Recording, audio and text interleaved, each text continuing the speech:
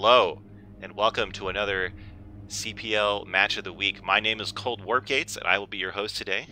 Your usual hosts, Sate Zero and Ned Blime, have disappeared under mysterious circumstances that I am in no way responsible for. They're definitely not tied up in my basement. And until the Kespa Esports Police find them, I will be running today's stream along with John. I say hello, John. Hi, I'm John. Yes. And I can confirm that Cold Warp Gates does have a basement, and there are areas in which one presumably could be chained up. Yes, but you didn't see anyone there at the time. No, so I'm still of course there. not. Right. Yes. Okay. Today we are going to bring you a portion of the Tier 1 lineup from Week 2 between DestrucToads and Pacific Fire. This is not the entirety of that set because it was a bit too long for a one cast, but we will be seeing the rest of these games at a later date. And before we get into the game, I just want to give a shout out to Super Cyan, who made the new stream overlays for Season 7, which look really sick.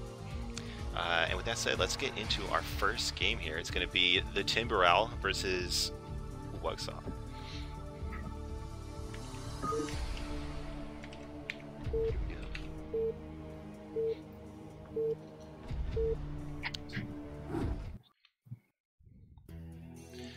Alright, in the top right of Eclipse is the Teal Protoss, the Timberal. And at the bottom left, in the Black Terran, it's a me, Wugsaw. Excellent. Alright, so this map, Eclipse, it's like relatively new. I think it's been out for like a year now, but in the lifetime of StarCraft, that's like a baby map. We have maps in this tournament that have been in like pro use for like over 10 years. But this one is a bit newer. It is a two-player map, and like one of the big things in this matchup, where this map really comes into play, is like it's strong for Protoss early on in the game, but it gets better for Terran as you go on. And of course, John, you will know that this is because the third base is really hard to take. For Terran. Oh yes, of course. Yes. Because the natural and the third base are pretty far away, and it makes it hard for Terran to cover that ground. But the fourth and the fifth bases and so on are like even more awkward, which hurts Protoss more. So we'll have to see if we get into that phase of the game. Now, there are some things you can do because it is a two-player map. You can do a lot of cheese on this map. Seems like both players are not going out of their way to proxy things near their opponent's base, so we're going to see some kind of solid macro game, it seems like. Missed opportunity. I know, right? Like, why are you not cheesing? Come on. In the chat, we have HKL23 say, I feel like I play this map in 80% of my ladder games, and yeah, it's right, because there's so many other bad maps in the ladder pool right now that everyone blocks things, and Eclipse is just a decent map that nobody blocks. Well, and I mean, like, to a degree that makes sense, right? It was made a year ago, so it's going to have kind of the modern conventions, philosophies, and gameplay probably in its build, right? Right. It's, it's got things that the modern meta kind of plays into. Like, occasionally a Blizzard or the Korean tournaments will try like some really wacky map, and like even if it makes for good games as a spectator, the players hate it. And I do want to point out that Wugsaw took this unusual scouting route here to check where gateways might have been proxied. So I like that. It's like it delays your scout by like 5 seconds, but I think it's totally worth it to have that like peace of mind to know that there's not anything being hidden there. Shows some due diligence on the part of the Terran player. And it looks like I was going to say, from last week when you were just playing in your stream, I believe this was a map that you played on, I think, exclusively. Oh, yeah, I played on. I think except for... Yeah, it was like this and a polyploid, like yeah. HKL says in the chat, because those are the most standard maps, so everyone else bans all the other ones. Like, you should see some of the other maps that I have to ban. It's ridiculous. So it seems like the scout of the Timberal has been pushed out, but I don't think we're going to see anything too crazy here from Luxaw, it looks like we're going to see some kind of factory expand, no a 2 factory push or anything like that. Yeah, we're going to see this, a bunker at the front, we're going to see a command center behind that. And it looks like we're going to see something with from Timberell. With the factory being built, is it a safe bet that we'll see siege tanks and vultures? Or... Oh yeah. Yeah, there's like a very small amount of cheese builds you can do where you go bio in this matchup with Marines, I mean. But if the Protoss gets Reavers or High Templar, they just delete every single Marine from the map, so you just can't go for that. But it's okay because tanks and vultures are completely busted. And so, like, there is this period of the matchup where Terran kind of has to hide here because Dragoons are just way better. But it's completely fine if you get this bunker and if you have this Vulture or SCB scouting around to make sure Protoss isn't going to go all in. Ooh, but speaking of unusual things, so Timberell is getting the Robo before the Nexus, and it actually didn't delay their Nexus too much. So like there's a couple of different openers from Protoss, and they get their Nexus like sometime between like 3 minutes and 4 minutes and 20 seconds, and this one came down at 4:30. And so like Luxaw might be suspicious, or they might be like, maybe my opponent just has some nerves and mess up their build, right? Like 10 seconds is like, maybe. And so I'm actually curious what we're going to see with this Robo. I thought we might see Reavers, but no, it's going to be an Observatory. So I'm really curious about this build. I haven't seen something like this. Looks like the bunker went down. Do you think it is just simply a mistake, or is there a grand strategy here? I don't know. I'm trying to think of like why you wouldn't want observers this fast.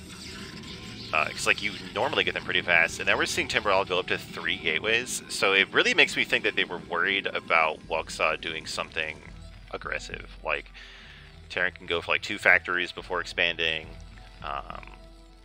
and make a lot of tanks, or like we can see them get an early dropship, which actually I think is what we're seeing here, and try to get vultures into the Protoss space. And like in both those situations, an observer is useful, but I don't know if it justifies like getting the Robo before the Nexus. But also, like I said, it's only like 10 seconds behind, so it's not like super... It's not like it's really set back the Protoss plan too far here. This dropship is going to be a bigger deal. Let me tell you, I hate dealing with drops. It's funny because like I love doing drops, but I'm so bad at defending versus them. And like vultures can kill your entire probe line so fast, and like if they put mines down in front of your gateway or like on the ramp, it just takes so long to deal with. And like right now we have 4 Dragoons trying to clear out this third base, so they're not even going to be in the main when this dropship actually shows up. Where did it go? Did I lose track? Oh, here it is. Okay, so it has not left yet. Oh, but this fast observer does scout the starport, so this is one advantage. Like normally this observer would be showing up like 30 seconds later, and you would have to hope that it just happens to cross the path of the dropship. But by getting it faster, I mean, this has given Timberell some significant advance warning, and we can see that there are Dragoons back in the main.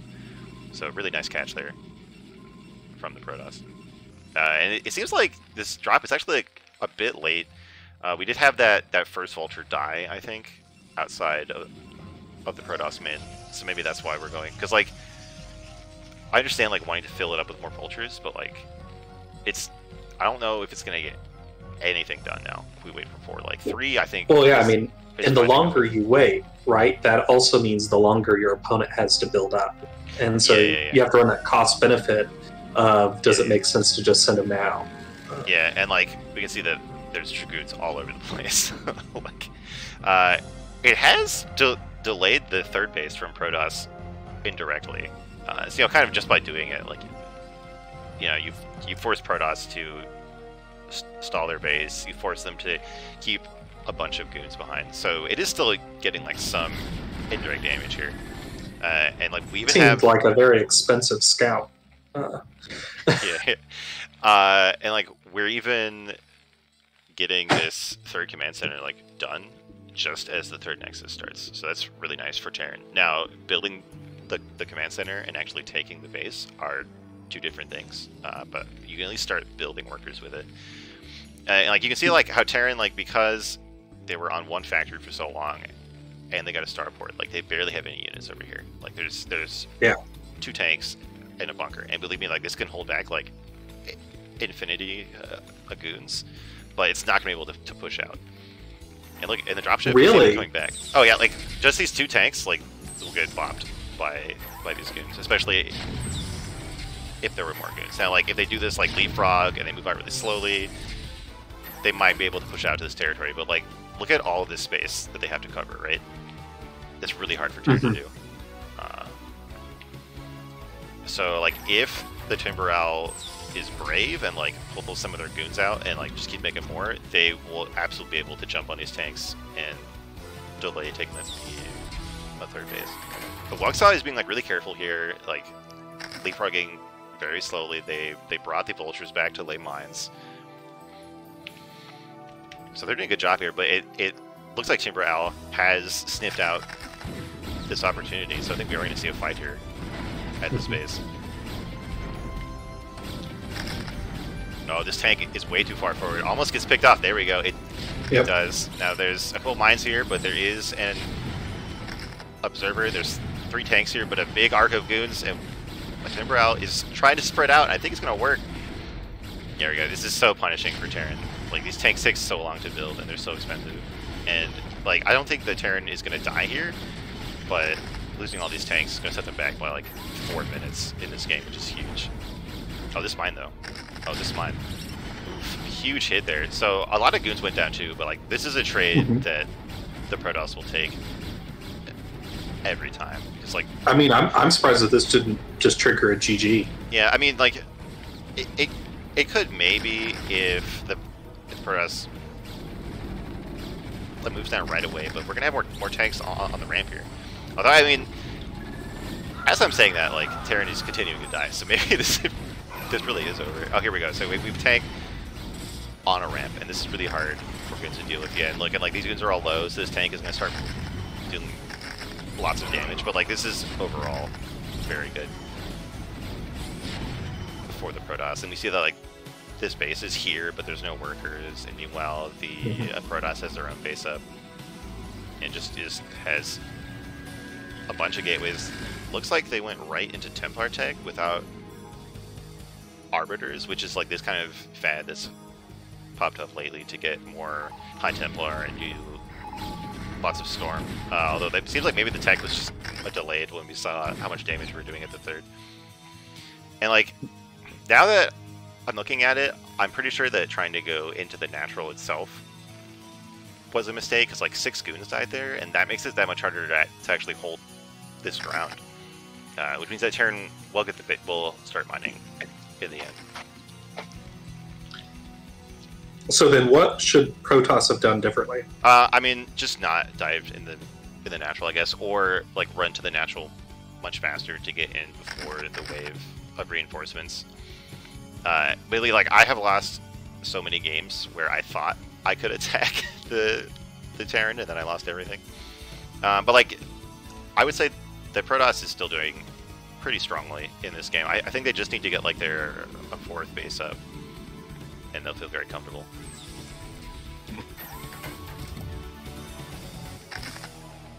It looks like they're setting up for another attack, but I think this one is not going to be nearly as lucky. Like, there's more tanks already. There's mines set up over the entire area. There's more factories online now. By the way, like I like how spaced out all of these factories are. Like, usually they're all clumped up in one space.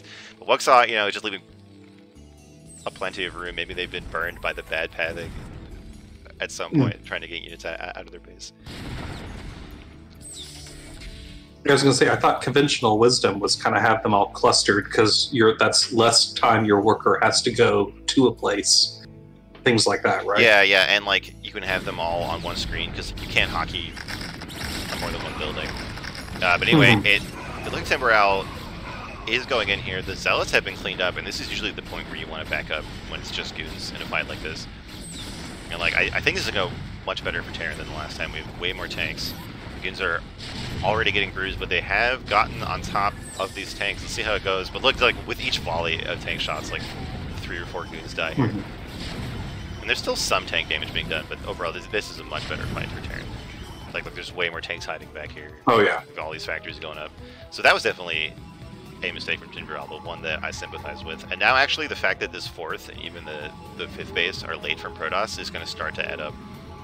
Because Terran, like, if both armies sit on 3 bases and max out, then the Terran should win. Because, like, Terran units are more expensive than the Goon and Zealot, or at least, like, a tanks are, but they take the same amount of supply, right? So, like, eventually the Terran army, which will be way bigger, and Protoss needs, like, some really good spellcasters and a lot of money to throw at the problem to get around it. And so, like, it's really hard to do that when it's 3 bases versus 3 bases.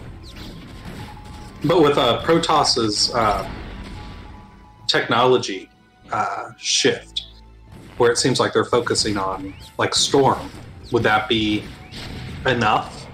It can be. Like, Storm is really hard to pull off. Like, it can be, like, constantly active, which we're kind of seeing here, but we still haven't seen any Storm. Although, so this fight is going really good. We have Zealots dropped on the tanks, making tanks deal splash damage to each other, and now we're getting in the mineral line here, forcing these workers to be pulled. This is, like, it's funny, like, this fight is doing way better than the last one, even though there's, like, way fewer Protoss units here. And the 3rd Command Center is being forced to fly away, which is definitely going to set back Terran here, which is a nice pick. But I think these units are doomed. Like, the Terran is just going to contain them in here. Well, but I mean, at that point, I don't even think the Protoss is worried. Like, right? He knows those units are done. No, so to me, it almost seems like he should then either push in somewhere else or, I don't know. I feel like there's a missed op. Or I guess if he's building bases, right? Yeah, you should be building bases and advancing your tech. And, like, I think it was actually not a Templar tech. I think it was meant to be Arbiters, which take a lot of the same buildings, but just in the heat of it, everything else going on in the game, that Arbiter tech has been forgotten, which is really sad because Arbiters are so good. Yeah, here we go. We do have the Tribunal being built over here, and what these do is, like, they're definitely, like, the biggest game-changing unit in this matchup. Like, they make all the other Protoss units invisible. They can stasis units to remove them from the game for, like, a whole minute, and they can recall to teleport an entire Protoss army, like, to the location of the Arbiter. So you can, like, just pop up your whole army in the Terran base and kill all the factories, which is really strong. Oh, wow. But they're expensive and they take a long time to build, and, like, you want the, like, oh, we have a huge Arbiter wave coming in. Yeah. Oh, here we go. Yeah, we have a big army here, but, like, I think, yeah, we have a huge Terran army here. So unless we see, like, perfect micro from Timber, yeah, okay, he's gonna back off, which is smart, I think. I really want to see these Arbiters. Like, I feel like the slow expanding and the slow teching is really holding back Protoss in this game. Because, like, if you can see Arbs at some point, like, you'll see how totally broken they are. It's really wild. And, like, so we can hear Terran is just scanning, like, all over the map, trying to find observers, trying to get an idea of what the Protoss is doing. Because, like, normally the Protoss would be on, like, 6 bases by now. And that's something that Terran does not want to live with. But, like, 3 bases versus 4 is completely fine. And it seems like Terran is even setting up to take their 4th base with this little squad over here. Yeah, I don't see a command center being built. But I'm sure we'll see one soon. More scans going off. Let's just trying to find out where the Protoss army is. We have another move out here. But it's just Zealots and Goons, and it's a lot of Goons at that. Like, the conventional wisdom is to get, like, 20 Goons, and then the rest of your supply be Zealots, pretty much. But I think this is, I mean, now probably, maybe it's like 24, 25 Goons. It's not like a crazy amount of overbuilding. it looks like Timberell is going to be pushing in here again. But again, like, this is a huge tank wall, and just gateway units on this terrain is not going to work. But it seems like they're committing to it. Here we go. The Zealots might be able to get on the tanks, but I don't think it's enough. I think most of them get chewed up by the mines and the vultures, and now it's just goons here, and this is not a formula for success for the Protoss player. And yeah, look at that. Look at how hard Terra wins that.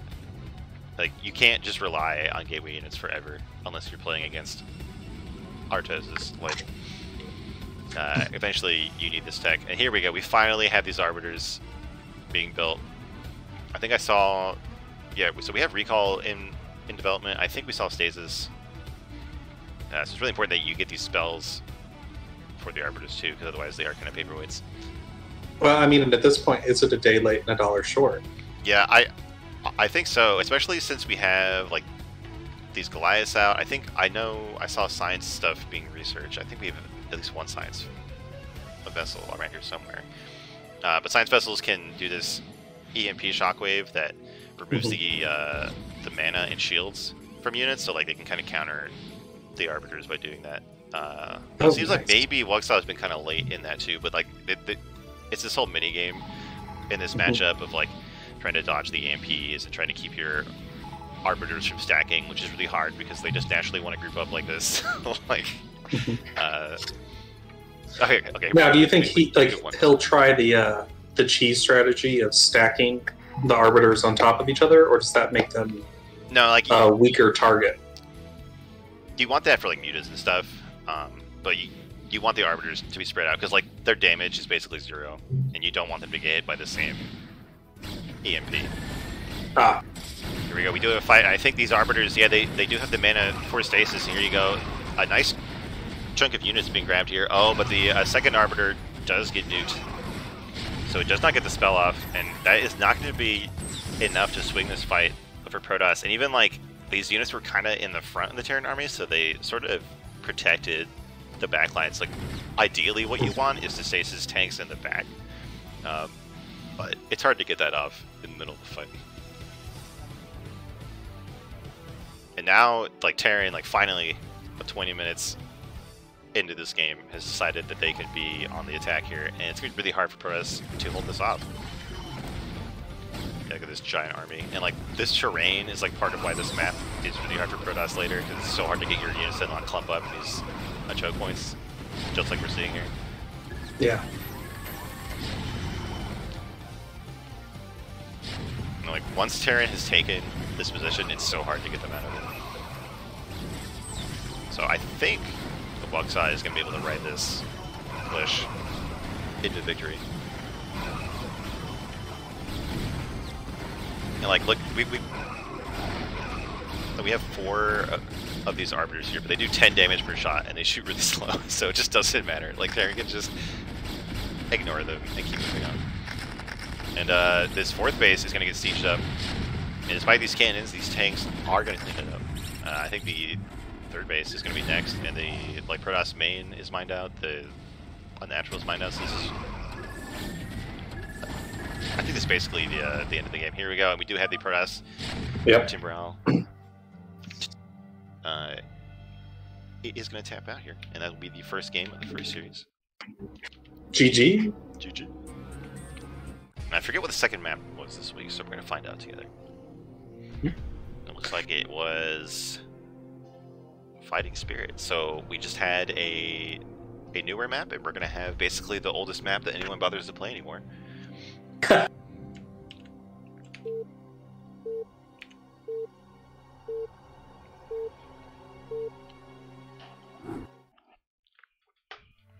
Alright, here we go. In the top right of Fighting Spirit, it's the victor of the first game, Wugsaw. And in the bottom right, in the blue Protoss, the Timberell. Alright, so Fighting Spirit is basically like the map by which all other maps are judged. Because it like, there's nothing too wild about it.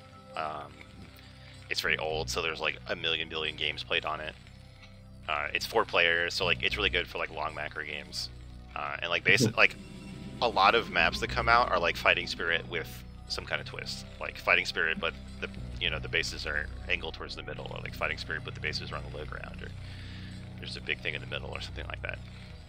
Interesting. And so, like, objectively, it's a good choice for the map pool for a tournament for players of this level, right? Like, it's good to practice on. But subjectively, I'm so tired of playing on it, and I hate it. And I just don't want to see it again. To the point where, like, when we were naming our team, I tried to name us No Fighting Spirit, but nobody liked it. Oh, and okay, so this is this thing that will happen to people so often, and I don't know how it happens. So I think what's happened here is the Timber Owl thinks that they're in the top right, but they're actually in the bottom right. Like, something in your brain just reverses it somehow, because, like, you want this gateway to be, like, towards the ramp, which is up here, but you can't see the you can't see through the fog yet, so you just autopilot to putting it down here, which is a bit awkward. But I mean, to me, it's I would look at the mini map, right? Oh yeah, but you're like thinking about like 10 million other things, so you just don't look at the mini map because you're bad. Yeah. Oh yeah, like muscle memory takes over. Yeah, it's completely dumb. Like, you should just look at the mini map, but it happens so often, and like I swear it's not just me, right? Like, it happens to people. So there's something weird going on there. Do you think the terrain tiling is identical or something? It's very similar, but like you can see that like there's like a bit more green on this one, and there's like some gray. So I don't know if you would really like memorize that. Anyway, in the real game, yeah. Oh yeah. It seems like Wugsaw is going for the same build. Looks like Timber Owl is going for the same build. I'm curious to see if we're going to see that Robo before Nexus again. Like, it did kind of get rewarded by catching that drop ship that never actually dropped anything. Okay, good. I'm glad I'm not the only one that noticed that. Oh, so someone in chat, Theseus, is pointing out that Wugsaw went fact before Depot. Oh, okay. And they put 2 more guys back into gas. So I think we're going to see like one base dropship, because if we were going to see 2 factories, it would be started already. So I think we're going to get the starport after this. Let's see though. Am I wrong? We're going to see like a proxy factory or something. Well, I'm curious, because now we're just saying one factory, but we have all this gas. So this is the thing, like, when you're a Protoss and you scout the turn, you try to count how many guys they have in the gas, and like if it's 1, they're going to expand. If it's 3, they're going to like go 2 factories or do some kind of 1-base attack. But right now, like, there's nothing else going on, so I'm really confused. Now, sometimes like they can proxy the 2nd factory outside the Protoss base, but now this SUV is going to get hunted down here. I really hope that it's not just a mistake, like you didn't just forget to build the starport. Oof. That'd be really sad, and I've definitely never done something like that before. But like, we're getting mines as if we're going to have a bunch of vultures. Like, is this like some kind of like big brain play here where we trick the Protoss into thinking that we're going for 2 factory, like, and we're not?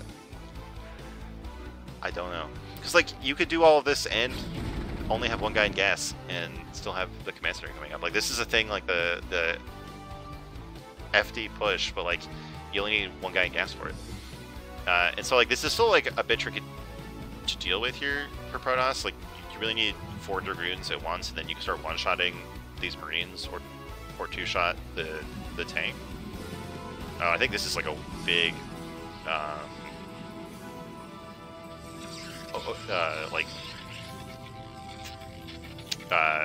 like it's a 2 panicked. So I'm trying to say from Timber Owl, because like you do not need 3 gateways and a shield battery here to stop this kind of push. And like, so Terran doesn't even have to go up this ramp. I think this is actually a big mistake. Yeah, the tank even goes up first. It gets caught out.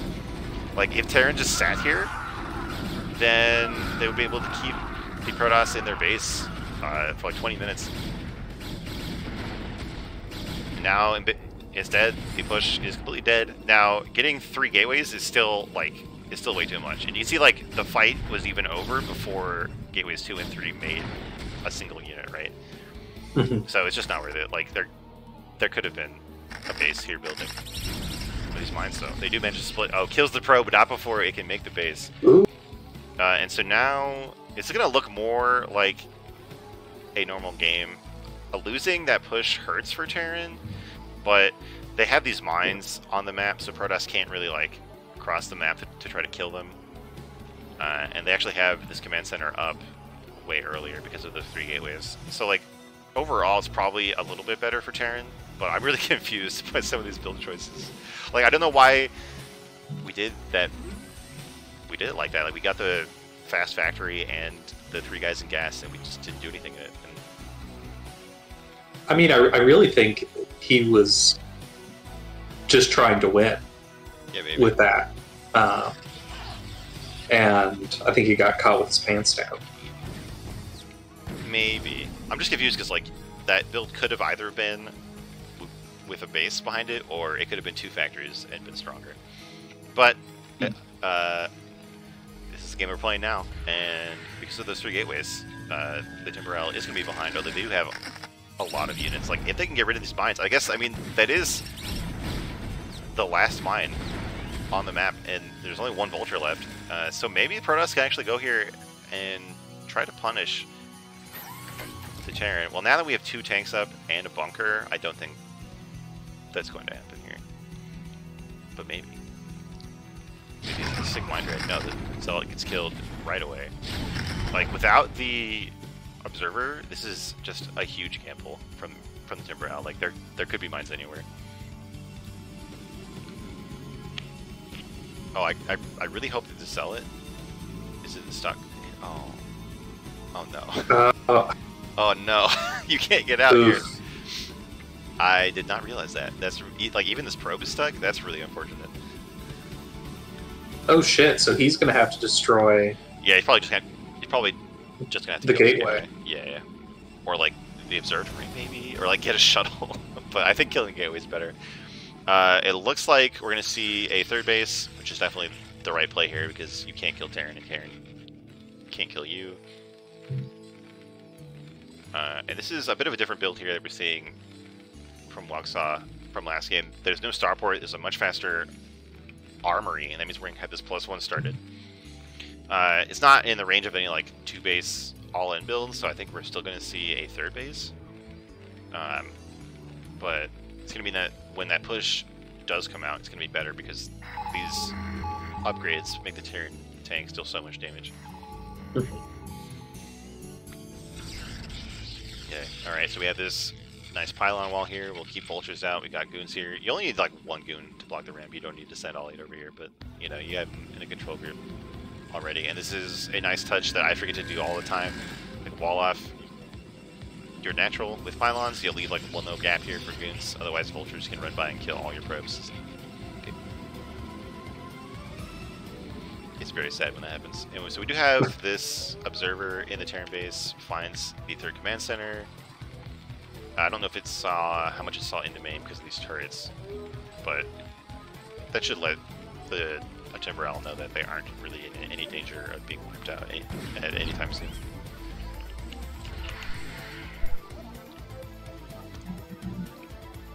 Yeah, so I think we're even going to see a 4th base soon for the Protoss, and like, this is like more normal than what we saw last game. This is what you kind of have to do in these windows of time when Terran can't really kill you, is just grab as many bases as possible. And this is something that can happen on Fighting Spirit that doesn't happen in a lot of other maps.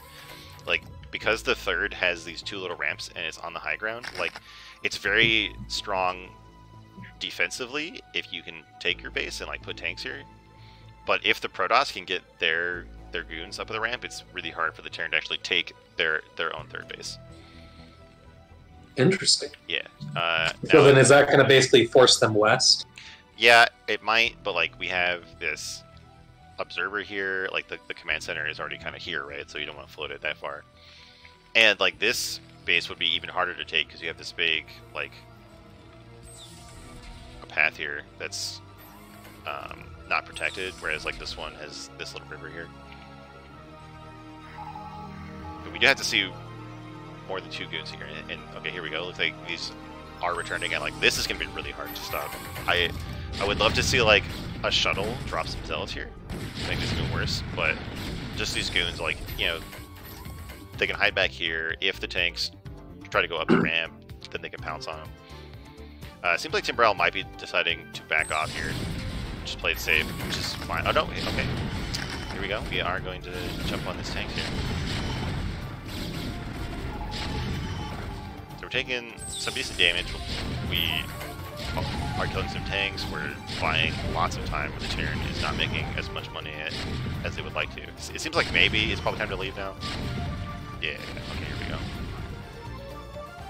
I think this is fine for the Protoss, especially since we're getting this 4th base here in the bottom left, which is really nice. Let's see what the tech is doing. I think we've, yeah, there we go. We have an Arbiter much earlier. All this tech is working. We are getting stasis. I think the Nexus is off-center. Yeah. Like Light Swarm is saying in chat, I feel like this Nexus could be like here, maybe. I think the pylon blocked it. Yeah, okay, if you can build this can here. But that's not really a big deal for your 4th base. Like, it was like your natural living bigger. This, like, so Terran put down mines to defend versus those goons, and they actually blocked their own command center. That's justice.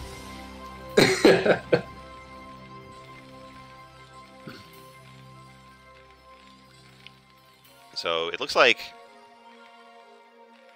Wuxaw is gearing up for a 3-base push here. Yeah, now that we have this science facility done, we can get those upgrades again. Well, this looks like a much more compact base configuration.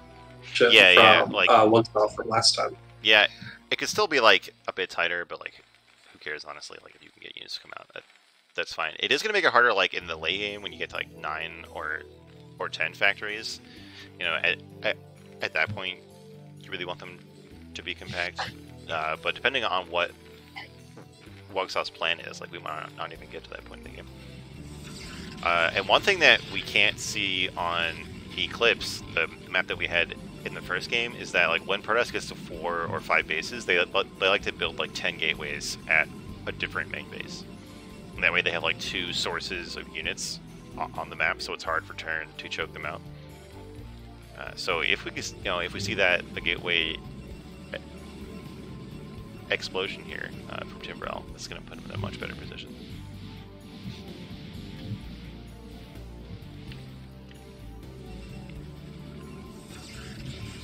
Now, there's some strategy in as well. Like when you build units like Arbiters, right? Like, it's a part of the timing because you want it to have full mana or enough mana by the time you get to the enemy base, right? Yeah, and like we're about at 100 energy, which is what you want for stasis, which is really good. A recall at this 3rd base would be really strong, but that's 150, so that's going to be like another minute.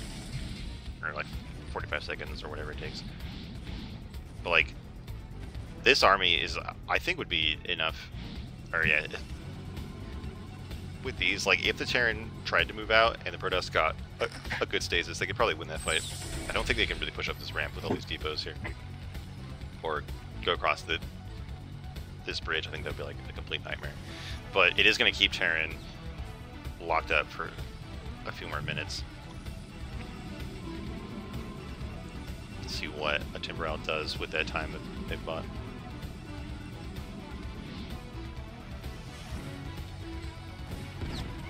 Oh no, so this turret has blocked in a Vulture at the tank, so both players are having trouble with blocking in their own units here. I think this gateway, like, it looks like Timberell just decided not to use this gateway rather than kill it. And they've even built this Stargate here, so it would continue to block in these units if they killed the gateway. I mean, I guess he could always just build a shuttle, get those 3 out, and then... Ooh, I think this Arbiter might be going for a recall into the main here. Yeah, it's going to have 150 mana. And there's only like 1 turret back here, which is not enough. I think you need like 3 turrets to kill an Arbiter before you can recall. But if we recall right here, it's going to recall onto all of these mines. Oh no, and all of the goons blow up immediately, but there are some zealots. Oh god. Well, Oh, maximum oof. yeah, big oof. So this is what happens to me every time, right? Like I'm so bad at getting these recalls off. Like first they just get EMP'd, then they run into turrets, and then finally when I get them into the base, it's right where they have mines. It's like if the Terran player like takes the time to do that, put mines in their own base, it's just so brutal. At least the Timber Owl seems to have quite the bank. Oh yeah, now that they've up. been on 4 bases for a long time. Like they're getting this 5th base now. Like it's okay for Protoss to take losses like that, especially when you're starting to just fill up your entire base with gateways. So we do have 3 forges here, and they aren't making any upgrades right now. But like this is really cool. Like you know, if we can see these spinning, like it's gonna be cool to have a player who invests that heavily.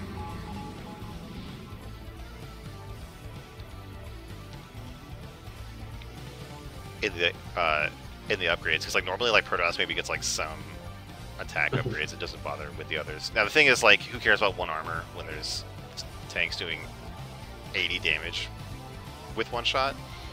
But it can kind of add up with these vultures. Mm-hmm.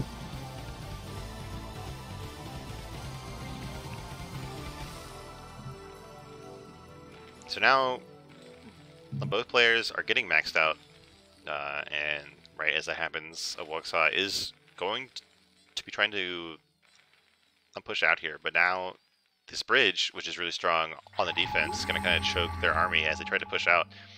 And the Timber Owl has this really nice arc here, with 2 arbiters here and a bunch of gateway units. So like if the Timber Owl can go in at the right time, they're going to crush this army.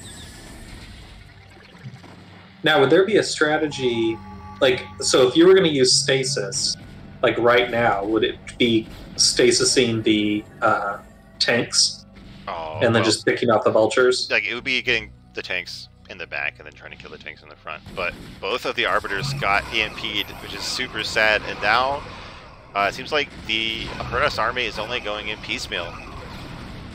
Yeah, we have this squad over here and this group down here and this group down here that aren't really going in at the same time. It seems like maybe Wuxia surprised Timber Owl while they were looking elsewhere, and so this is kind of a massacre here.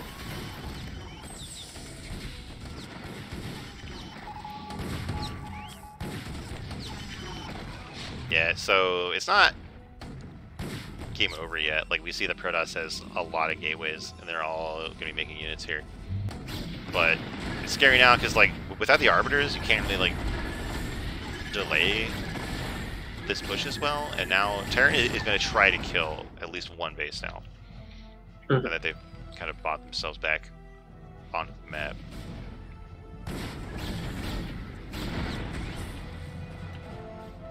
But, like, it seems like all of the vultures died, and I think we saw that the Timber Owl was making zealots, which by themselves can do really good against, like, a pure tank army.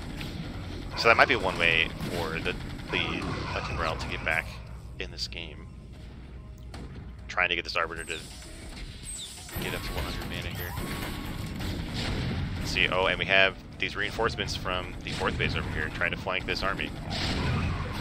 Ooh.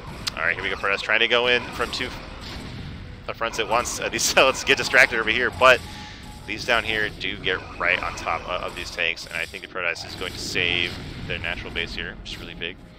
There's still all of these tanks out here, but there, of course, there's going to be more reinforcing waves from Protoss.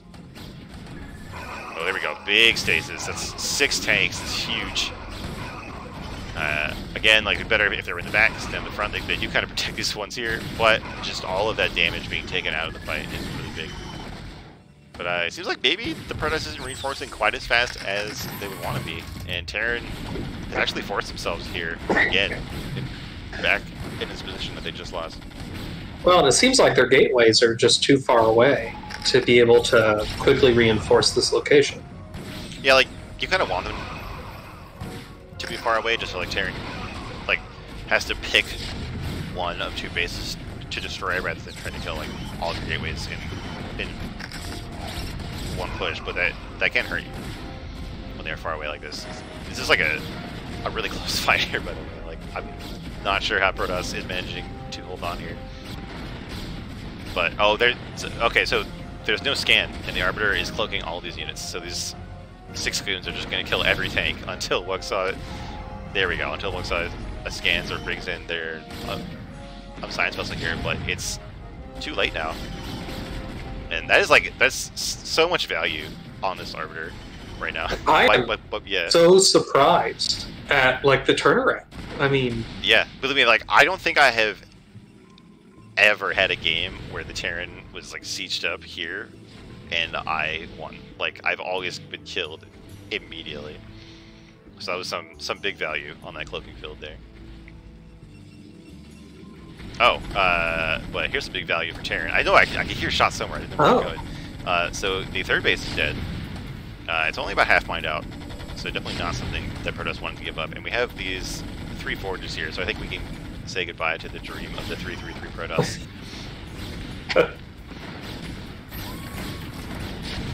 A nice stasis here with these 2 siege tanks, and there's not that much else left here. So now suddenly a Timber Owl is the one trying to push on the map here, and we have this completely undefended 4th base, which has been found here, but it seems like Protoss is just deciding to charge into the natural.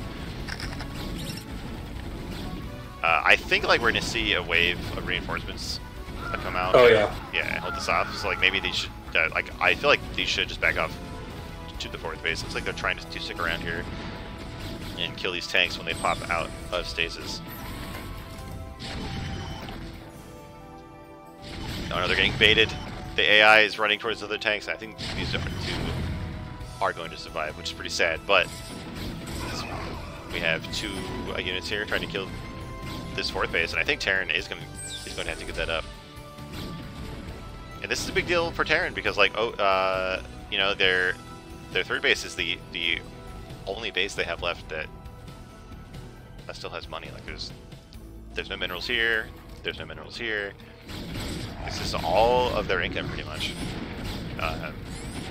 Their bottom right base, I think it has minerals, right? Or is it also tapped out? It does. Like, so this is going to be all of their income. And then we do have this a cheeky hidden base here in the top left. So we'll have to see if, like, an observer patrols in there. Oh, this command center is going to be, like, it's going to get into fire range before the goons can kill it, but, like, unless we see a SAV being pulled like really quickly, I don't think this command center is going to get repaired.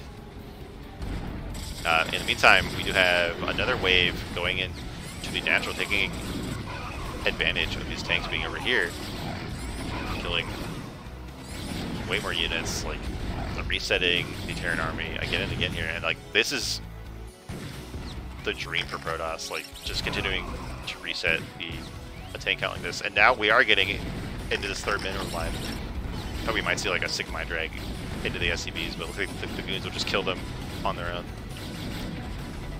It's weird that they're going after the command center. Wouldn't it make sense to kill SCBs? I mean, I don't really know what we're supposed to target. Like, the thing is, like, goons don't do that much damage to SCBs, and like they could just mass repair the command center. So probably the choice is to kill SCBs, but like either way, the real damage here is time. Like these tanks are like having to push into their own 3rd base, and like, you know, they're dying, and like Wuxaw wants to be like getting this base back and getting this base defended and like trying to kill more Protoss bases. So this is going really well for the Timber Owl.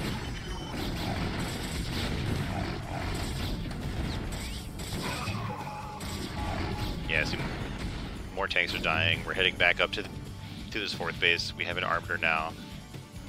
I've been hearing scans, so I don't know how much mana Wuxaw had left. Okay, there we go. They do scan this, but 4 more tanks go down. And there's just like waves of Protoss units coming out of these bases. And over here in the top left, we had the players expanding right next to each other, and neither one of them knows it.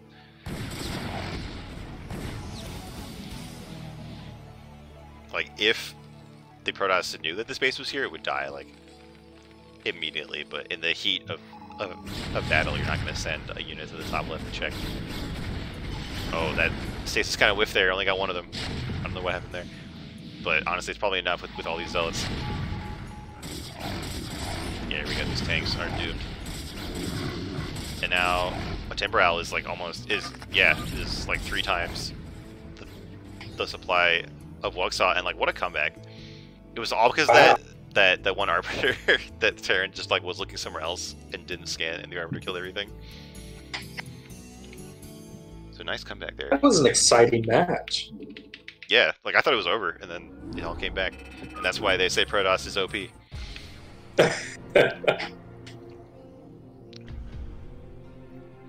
Alright, we're gonna get into game 3 here. And we're on Ascension, which is a new map for CPL. I think it's actually like old, but it's like only recently been brought back into the like meta kind of. I'm pretty sure it's the first game I've ever cast on this map. Like I've seen it before. So anyway, in the top middle of Ascension, we have the Navy Protoss player, a Timber Owl, stealing that last game with that a Clutch Arbiter Cloak.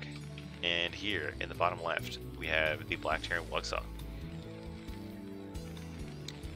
And so that makes it a 1-1 split, right? Yeah, and it's a best of 3, so this is the final game between these two players. So who do you think is going to win? I feel like Wuxaw has been like more consistent, but if we see the Timber Owl, you know, do something with that, like with that cheeky Arbiter again, that might steal the game for them. But like Wuxaw like has had like huge pushes, and the Timber Owl's had a hard time dealing with it like conventionally. Like Timber Owl's been really good at like sneaking units into bases and killing workers, but has had a hard time like killing big armies, I think. Now I don't really know how this map will play into this, because like I've like played this map once and like haven't really seen that many games on it.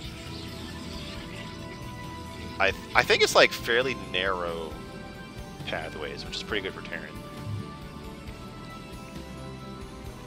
That gives their siege tanks AoE a big boost, right? Yeah, because like, you know, like all the units trying to go through here and then the tanks splash them. Now we have this barracks being built here in the natural instead of in the main, so it makes me think that Wuxaw is gonna do a faster expansion than they have been doing. But I'm also like, I think the Barracks blocks the command center. Like I think command center wants to go like right here.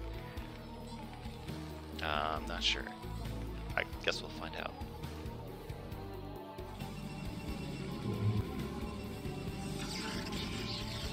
I feel like from a design, like a game design perspective, it would make sense to somehow like identify where it should go, right? Yeah, like well, you can see like the map maker here has like this little doodad, and like some maps have like very clear like dots like in the 4 corners of where a base will go. Yeah, here we go. So the barracks does lift off. There's no good indication on this spawn, I guess.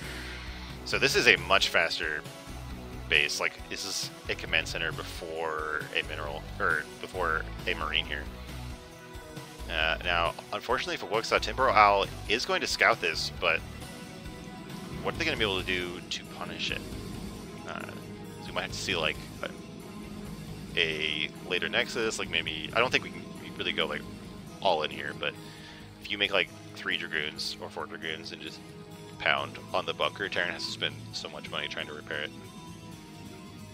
But like, look how like it's like 3 minutes into the game and Terran doesn't even have 1 unit yet. It's like this goon needs to just go across the map and try to get some damage done.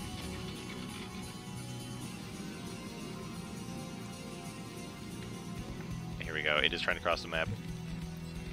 So like this bunker is actually gonna be really hard for Terran to repair, because like even if they're mining here, like they have to, you know, the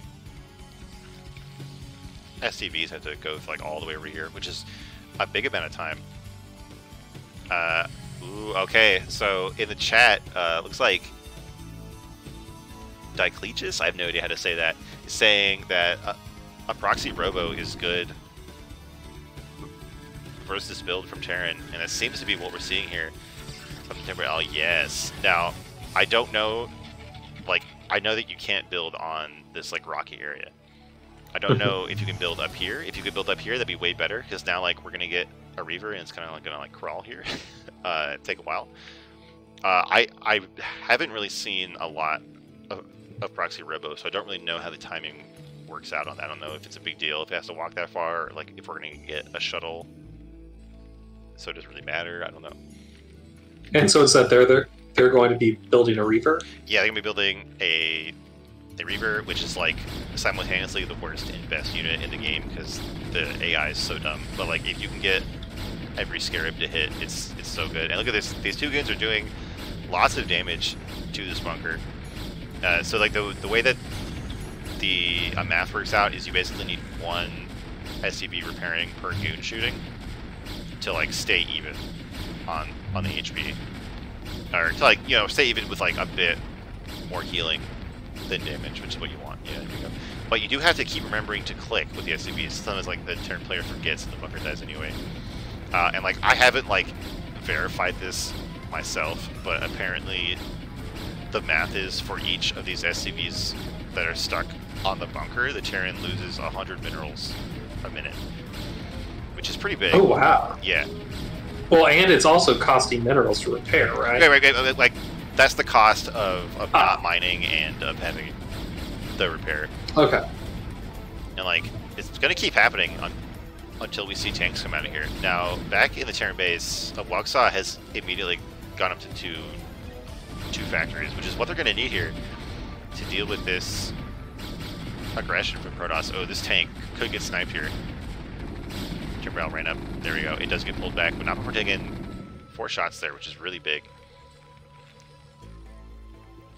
Oh, and we did get a shuttle here, so the Reavers won't have to walk over here. Now, if this siege tech is done, that's going to be really good versus Reavers because they're so slow. But before siege is done, like, Reavers are going to smash everything that Terran has, I think. Oh, these tanks are so brave. But there's only 4 goons and they're stuck in this weird corner here. See, and back home, Timberell does have their own Nexus at the natural, so they're not completely all in, but they definitely need this to do damage.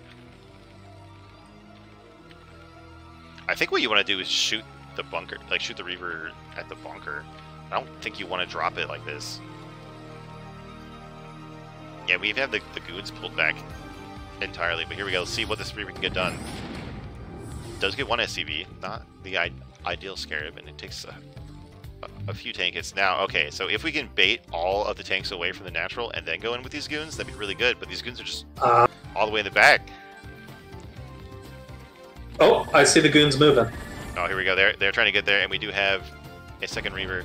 Oh, this shuttle is 2 turret shots away from death here.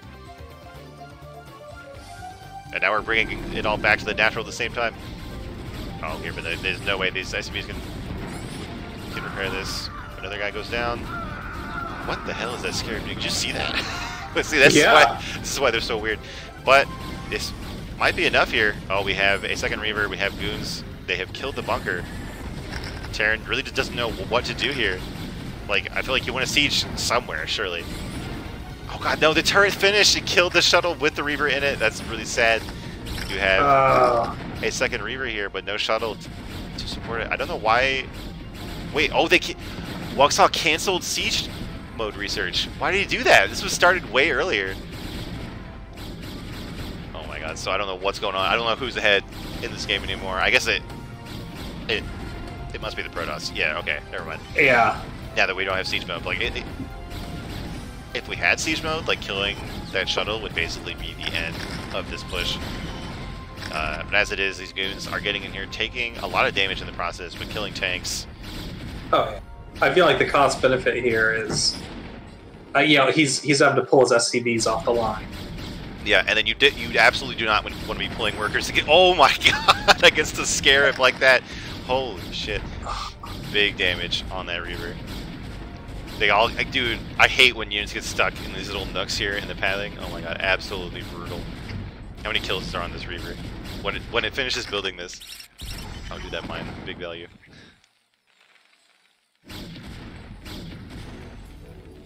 Seven kills. Really? Only 7 kills? I guess it must all be from that one Scarab. Here we go. We do have Shuttle. A number 2 here to back up this Reaver. Don't want to die. 2 more turrets. Oh, nice Scarab on that tank. Trying to dance around here. Oh, do not want to drop on that. No, get out of there! No! Oh no, a second shuttle goes down. It's like, because like they won't react to being shot at until they stop, and they take a long time to decelerate. Like shuttles have like a high top speed, but a slow acceleration. So at least really dumb stuff like that happening. But even so, like we still have goons here, like killing the factories, killing the tanks. This is a Terran player's nightmare. Like somewhere, Artosis is waking up in a cold sweat from a nightmare. Like. Oh, more goon reinforcements. Yeah. And like, so Protoss has lost a lot of units here, like a lot of goons and like 2 shuttles and 2 Reavers, but they will absolutely make this trade all day. Like oh yeah, you know, yeah. But like back at home, like Protoss has like 3 bases, like they're getting up to 4 gateways. They could have more tech. Like they're sitting on a ton of money, but like they're like, oh my god, it's a game 3 and I'm doing so good. I'm all jumpy.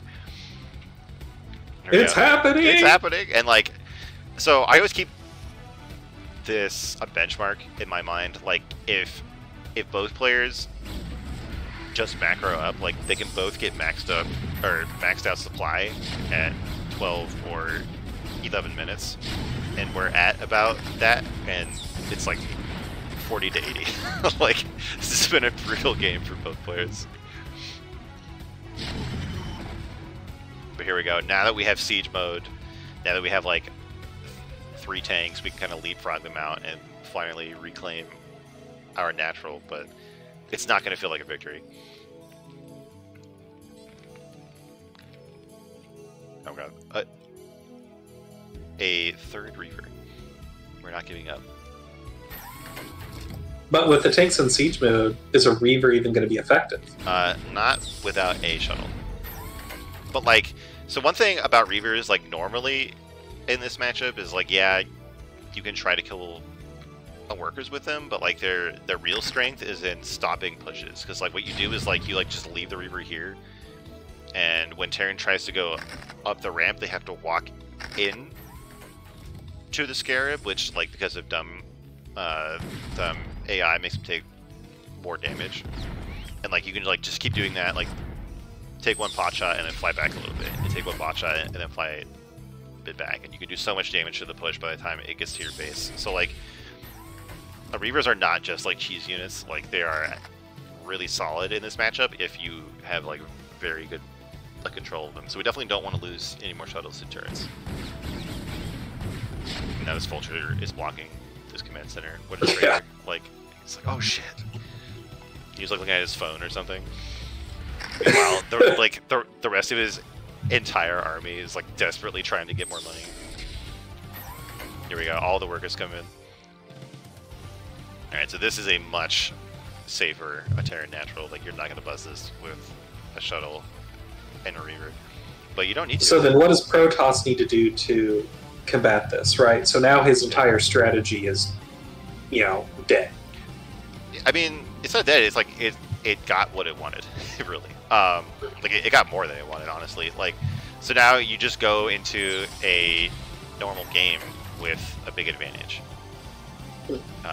So I would just get that 4th base, get that 5th base, get those arbiters that we've seen, and just get a giant army. But instead, we're going to try to dive in here on the natural. But look at these turrets laid out perfectly. Another shuttle with Reaver in it goes down. These gateway units are going to try to get on these tanks, and actually they get 1 or 2 of them, but overall not worth it for the Protoss. Some big hubris on the part of Temporal there. And so that's the kind of thing that Terran needs to get back in the game. But like, you look at the supply, it's still double. Like, it's still like double the pro count. Like, It's still very good for Protoss overall, but you know, just like if Timberhawk keeps making mistakes like that, that will be how Wuxia gets into this game. Oh, we have 2 shuttles in production? We have 2 robos. Yeah. Yeah, and we have the shuttle speed, so I don't know if we're going to see more Reavers or if we're going to see like mass shuttles with Zealots in them. That'd be fun to see. Here we go. We do have Protoss trying to get a 4th base here. Like, honestly, they could just get a 5th base. Like, I don't know if you really need to keep making gateways right now. Here we go. So Terran has found a proxy here, but just with these vultures, so they aren't going to be able to kill it. Yeah, we're making 2 more shuttles, so we're going to have 4 shuttles. Like, we're going to transport the entire Protoss army. Like, who even needs a recall? Oh, Terran is trying to take a 3rd base rather ambitiously, I would say. Like, when the Protoss is right here. I was gonna say, I feel like there's a safer. Not really. But I guess that would take them far away. Yeah, right? yeah. This is probably the safest one, but I just don't think they have the army to hold it yet. Now, we did have that observer died to the turret, which means that the Protoss won't be able to deal with the mines. Because we had 2 robos and all we made was shuttles. We don't have more detection. But I really want to see all these shuttles pay off. Like, I want to see mass drop here. Yeah, like, and if these shuttles really, you know, like one here, then this entire tank line is going to die. Well, but that turret. I mean, yeah, one turret can't kill 3 shuttles that quickly.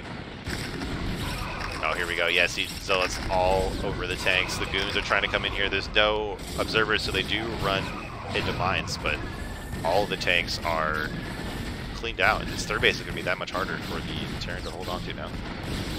Yeah, I was going to say, that to me, that has like the Lord Farquaad meme, where it's like, well, that's a sacrifice I'm willing to make. Yeah, exactly. Many of you will die, but sacrifice I'm willing to make. Although it seems like enough Protoss died that I guess Terran is gonna just stick to this base. Oh yeah, here we go. We have 5 more tanks coming in. We do have a solid factory count. So Wuxia is like desperately trying to stay into this game, just clawing onto it. But like getting a 3rd base at 16 minutes is not, again, like it's not a victory. It's like, you know, barely staying alive. Mm-hmm. I mean, I really do think, though, that this is going to come down to mistakes rather than skill, per se. Yeah, I mean, that's basically all games of StarCraft. Like, even, like, it's one of my favorite moments, like, a Flash, like, the best player of any game of all time, like, a few years ago in the finals, he was so flustered that he made 2 of the same tech building. Like, there's never any reason to do that, and he did that, and like, so like, if he does that, then like, what help do we have? But here in this game, we have these Zealots barely make it onto these tanks, and we're getting more big value as Protoss, but the Zealots do all die, and the goons are gonna get shot down again. So I hope we really pull back here.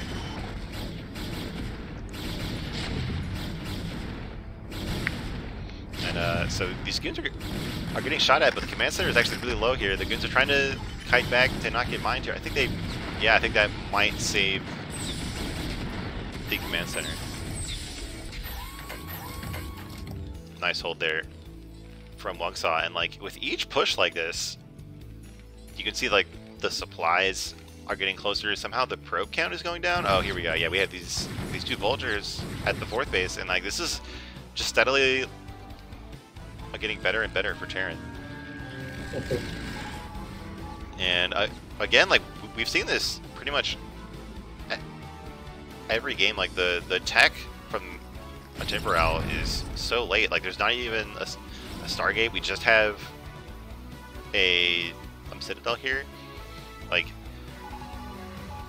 you just need some kind of high-tech unit. Like you need arbiters or carriers or High Templar to fight the Terran army eventually, and we don't have any like moves in that direction here. And I like my Protoss heart hopes that we're not going to see just continued waves of gateway units die to tanks and eventually have the Terran player win. But I mean, that's effectively what happened in the first game. Yeah, yeah. Oh, and now we have another Reaver. Like, so these Zealots that are getting into the shuttle, do you think they're like, the last 7 shuttles have all died to turrets? Like, what are our chances getting on here? Oh yeah, no, I mean, like, if I was that Zealot, I'd be like, sorry sir, I stubbed my toe. I can't go, you know. Exactly. Like, can I get like a... Well, that's weird that he brought a probe down. Oh, that's just a misclick. I do that every game. Like, I just, like, you know, like, drag select all my units and panic and I get a probe somehow. Here we go. We have another wave going in here, but the shuttles are a bit too far behind. They go really deep in here. The Reaver dies in the shuttle again. That's like 4. So in the back here, the Terran wins, but once again, there's a Protoss units killing stuff at the actual third base. These are going to try to focus down the third command center here. He's going to try to fly away. They switch to the tanks. I think Terran put a base. No, okay, no, they're just vultures. Right, yeah, I was like, wait, how did they head over there?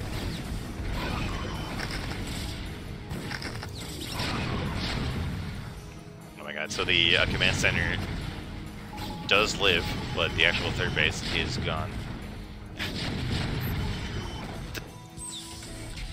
But that's just like a temporary setback. Yeah, but like, it still sucks. Like, you have 1 mining base, and the Protoss is 4. Like, this is not a good trade for Terran. Like, so, like, even though the Protoss is, like, losing way more in terms of resources in that fight, like, they have more to trade away. Like, so, overall, it's good. And we have more what is going on here with these probes? I don't know. There we go. We finally have another observer. I think we're about to see just yet another wave of units that go in here.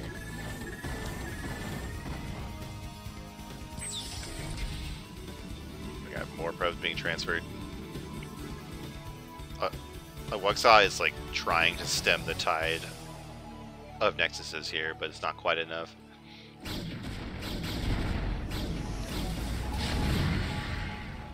Alright, here we go. Like, this has been a constant problem too. Like, Timberal barely has any Zealots. And like, it's usually like 5 Zealots that are in 2 shuttles, and that's all of their Zealots. And like, yeah. Oh, go ahead. No, I was just gonna say, like I said earlier, like, the convention is like a 20 goons and like 30 Zealots. Like, not like mostly goons here. And look, so now we get the Zealots being stuck in the back. There's a huge line of tanks and just this tiny little choke to get to them.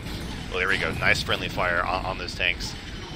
But all the Zealots are dead. Now these goons are going to start popping. Yeah, look at that. Look, it's just brutal. Like, every time there's a tank volley, so many goons die. But again, like, I guess I'm really, you know, I've kind of been down on these pushes, but like, the numbers don't really lie here. Like, Timberal is still way ahead.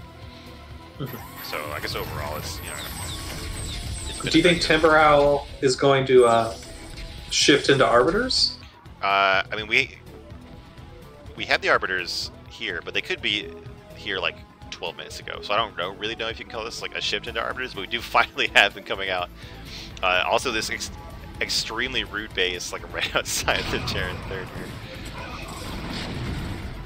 There we go. Finally, there's some Zealots killing a bunch of tanks. Oh, they even make it through the natural. And like, I guess poor Wuxia might just be out of steam here. There's just only like a third of the resources left here at the natural. The third base just can't stay alive for very long. These goons have been trying to kill this base for like 8 minutes. He's like barely alive. Just it's like it's like Tom Hanks at the end of Saving Private Ryan, just like shooting his pistol at the tank, like desperately trying to get it. But there's no heroic Americans to show up. It just gets wiped out. There you go. There's just more goons. There's just constantly more goons and like a handful of zealots constantly going into this base.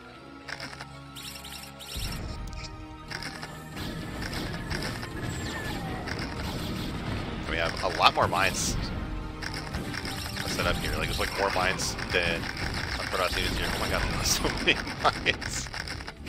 Just trying to send it one zealot at a time. Oh, there we go. Oh, nice. Oh look, another shuttle. Oh my god, that mine hit was huge. It was 5 moves. But who cares? Because we have one. Again, we're focusing. Will they do it? Diocletius in chat is just like, oh my god, please kill the workers. But finally, the command center goes down. The SCVs have to retreat. The shuttle, just, like, it doesn't even have anything in it. It just wants to die to the turret. There's just some bug in the shuttle software that makes them want to die to turrets. The SCVs, I guess, decide that they want to fight instead. But overall, there we go. Walksaw taps out as the first Arbiter shows up. He's like, oh, I do not want to deal with that. And the Timber Owl wins the first series of the day in, you know, in a very close struggle. I would say, like, both players like really trying hard to stay in their games. Like, you know, they're like kind of missing some of the timings, but they just keep smashing units at each other constantly. I was just say, to me, this almost kind of seems like, you know, like an ancient battle, but, you know, where you have like Carthage, right, where it's just, you know, throwing just massive amounts of bodies. Where is the score? There, I can update the score now. So that's going to be 1-0 for DestrucToads. By the way, like, I love Team DestrucToads. Like, it's a great name. It's a great a flag, I guess. It's fantastic. But we're gonna get into series number 2 here with a Polar Ice versus Oog Nasty. I love it. We'll talk about his name in a little bit. All right, in the top right, it's the Red Terran Polar Ice, and in the bottom left, the purple Zerg that I can only assume is meant to be pronounced as Oog Nasty. So like, he was on my team like 2 seasons ago, and for some reason I never bothered to just ask him how to say his name.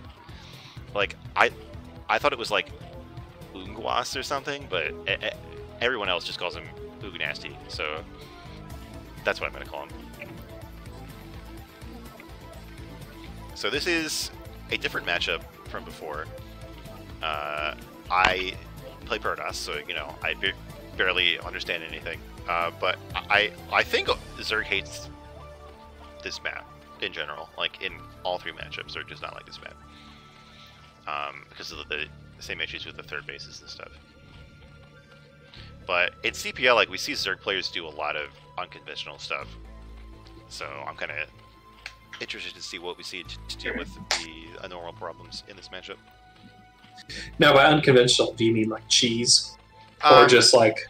Sometimes, like, you could do like some all-ins with like a Ling Rush or like a Lurker Rush, but sometimes we see like defensive Lurkers, sometimes we see like mass Hydras and stuff like that, or we see like way too many hatcheries or things like that. Like at the pro level, it's basically the same build every time. It's like 2 hatchery Mutalisks every single game, but we see a lot more variance in the CPL, and I think that's fun. I mean, is that just well, I guess, is that like the ideal? Yeah, it's just really strong. Like, if you have really good a Muta micro, it's pretty much like the best build. You just get a ton of mutas, like, you kind of bully the Terran and keep them in their own base, and that leaves you free to expand if it works. But then, like, they're also pretty fragile, so like, if you lose all your mutas, then you just die. And like, you try to make as few circlings and sunken colonies as you can, So if you like undershoot it, then you just die. But it looks like some kind of 2 hatchery build here from Ugnasty, so it's looking normal so far. Oh, yeah, okay, yeah, this is a normal build from Terran. We're gonna see that a command center come up right now. There we go. Both players just playing standard so far.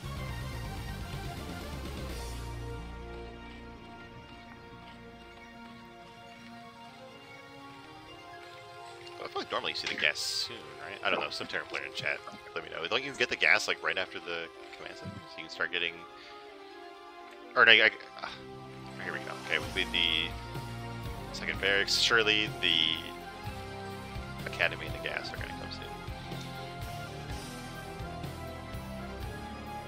Yeah, the lair started already, so it could be 2 hatchery lurkers, but the Hydra Den would have to go down like really soon. Otherwise, it's just going to be those metas that we've been talking about.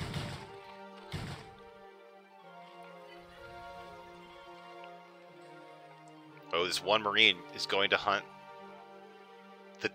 this Overlord, but there's so much area in the middle for it to go. I don't think it's going to find it. And like this one's right here, but it's over this cliff, so the Terran can't see it.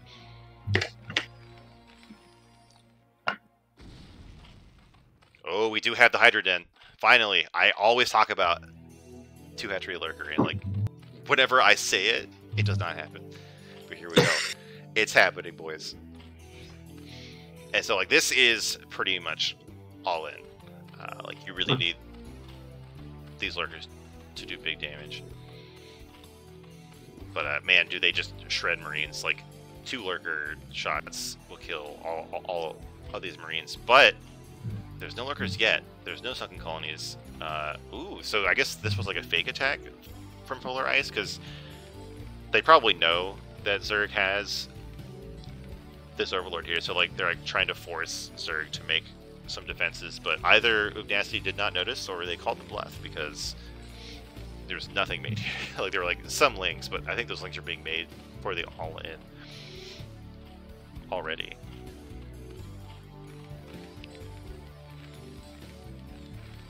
Oh, we're not even getting scanners. Like the academy is done, but there's no scanners. Do we have an eBay? Okay, we do have an eBay, but I'm not sure it's going to be up in time. So there might not be any detection when these lurkers show up. Although we do need some high. And lurkers they're underground, correct? Yeah, they can attack while they're underground. But it looks like these lings are going in here right now, just trying to kill as many Marines as possible. And like I have been coached, or I've been told by Zerg players that like it's completely fine to do this. I would think that you would want the lings for the attack, like with the lurkers, but apparently you just want to keep that Marine count low. So it's completely fine. Though I think we only have like that one Hydra. We have 2 lurkers. Okay, so we have these 2 lurkers here. We are finally getting these lurkers. I want to see where Polar Ice scanned. Okay, so Polar Ice did scan the main. They've seen the Hydra Den. But how are they reacting? They're actually trying to move out on the map, trying to find these lurkers here, but they do finish in time. Ooh, these hits are gonna be big. Huge damage. And there's not that much left here. Trying to get up 2 bunkers and this turret, but is there enough time? I think if Zerg really tries to push it, they can get it, but they're trying to a leapfrog here. Yep, turret's up. Alright, so this is much harder for Terran to hold, or for Terran to die now, I guess, with the 2 bunkers, but this is a lot of lurkers. We also want to see more SCVs here to repair, and I'm really scared that these units will get caught out before they can even get to the bunkers. Oh, we have a fast Queen's Nest too, so it looks like Zerg does have some kind of follow-up planned. They're not completely committed to this, but they've spent a lot of time not making a drone, so they do really need this to do something. Alright, here we go. These units try to stem and get back to the bunkers. There we go, and they make it all of the lurkers are back here, so all the lasers are dead for now. But like I'm saying, this is still a lot of lurkers. It seems like Ugnasty's decided that they can't really bust this yet, so they're gonna go up to Hive and get some kind of big tech. It could be Guardians. They could be getting this to get the Greater Spire and make Guardians. They could also just be getting this Spire for Scourge, because I'm sure we have Science Vessels soon, right? Yeah, eventually. To get some kind of solid detection here.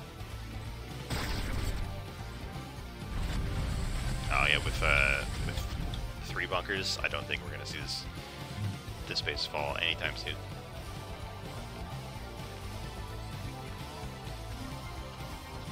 But we're just seeing more Hydras being made.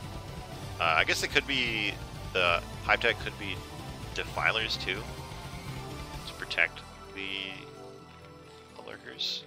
I'm not sure. Obviously, as a Protoss player, I've never been in this situation.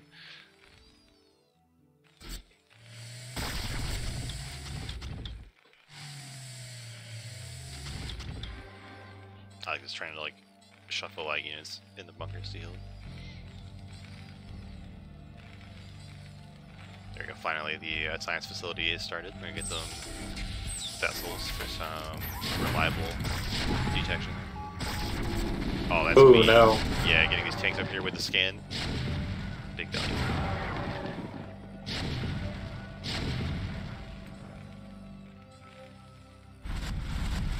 Okay, so the Hive Tech is done. What kind of Hive Tech are we going to see? This is really like Ugnasty's best chance to get something done here.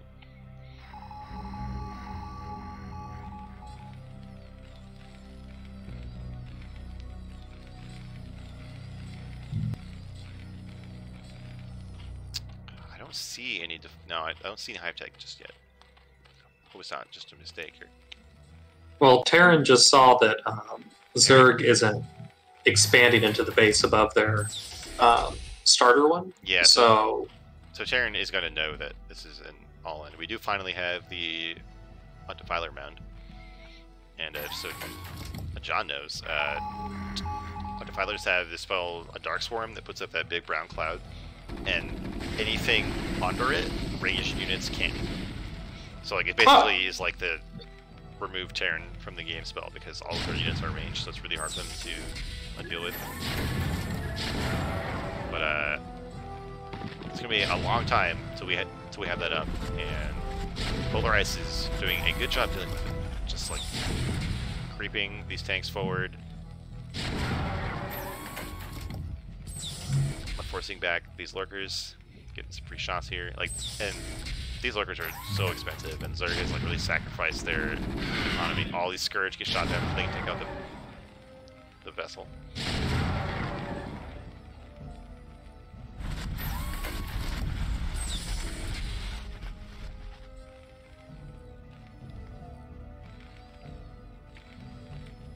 Let's see here. Yeah, we're gonna have 2 vessels now. Waiting on those Defilers. We see them in production. We have the Consume upgrade coming. But like, I feel like Polar Ice is going to be ready. They're doing a really good job keeping the Zerg back.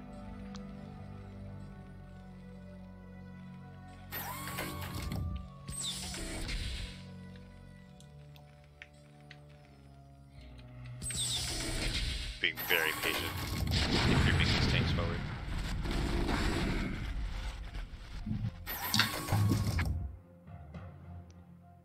Oh, here we go. So the Defilers are on the front lines. Once they have this consumed, they basically have unlimited energy because they can just eat Zerglings. But is it going to be enough?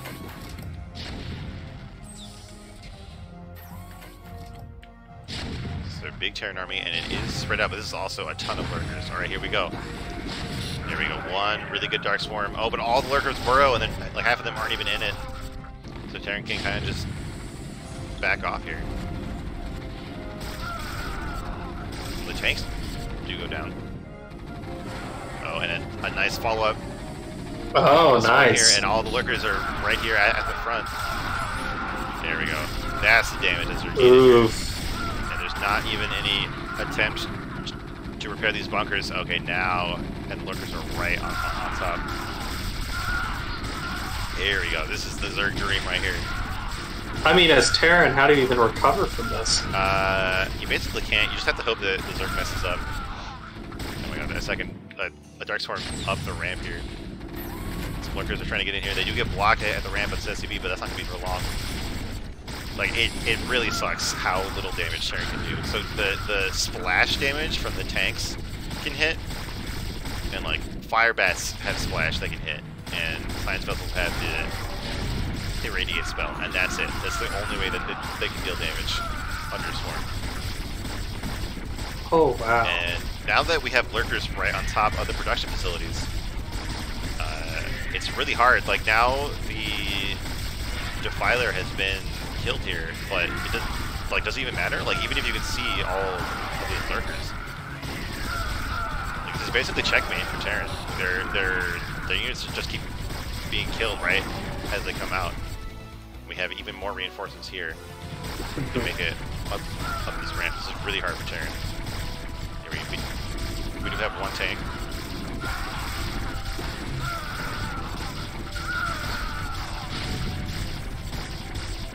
So brutal. This tank trying its best, but it just can't kill lurkers fast enough.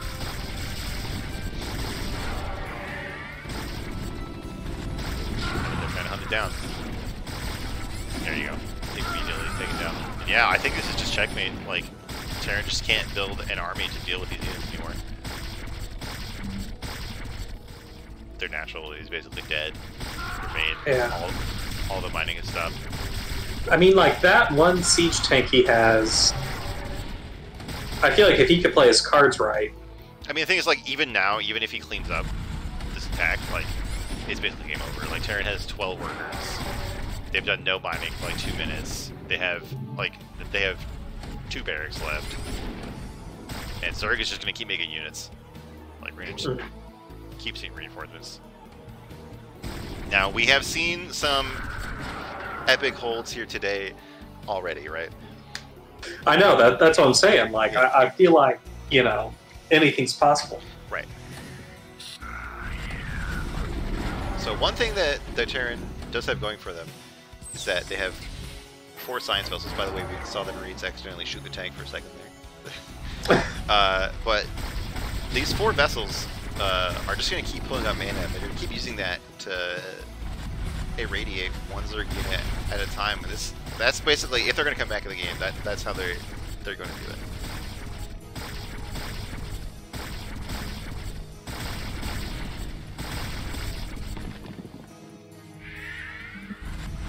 Yeah, maybe that's going to be enough. Like, maybe just constantly irradiating units is going to be enough here for Terran. Like, Zerg basically has not done anything with their economy for, like, the entire game, for, like, 10 minutes. We do finally have the 3rd hatchery here, but Zerg is only on 16 drones, so even though they've done damage to Terran, they're still pretty poor themselves. Tanks just absolutely saving a full arrays. There we go. Finally, a big wave of Scourge takes out 2 or 3 of the vessels. But it's just a bit too late. Like, all of the lurkers are dead here. So I think we're going to see both players like try to normalize now, try to recover here.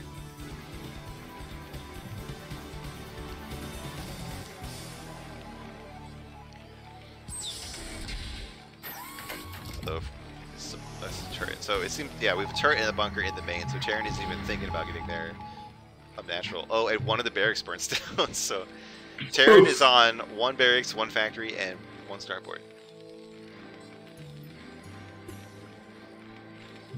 So maybe, let's see. So Zerg is finally making more drones. You know, still mostly units, but we do finally have 2 drones in production, along with a 4th hatchery. So it seems like Ugnasty is going to try to just drone up while the Terran is so choked up in their main base. And I like the idea in chat of a Redix 01 that even if you can't land this command center here, you should just land it in the main to make more workers. Mm-hmm. Try to grow that back. Although basically the main is getting very close to being mined out. So maybe you don't really want to spend all that money on more workers right now.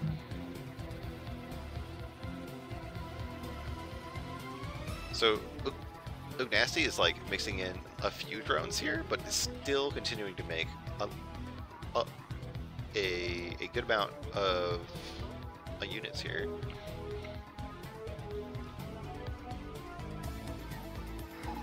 I mean, a part of me would assume that now's the time to kind of mix up the strategy, right? Yeah, I would think you would just like make drones for like 5 minutes because Terran cannot kill you.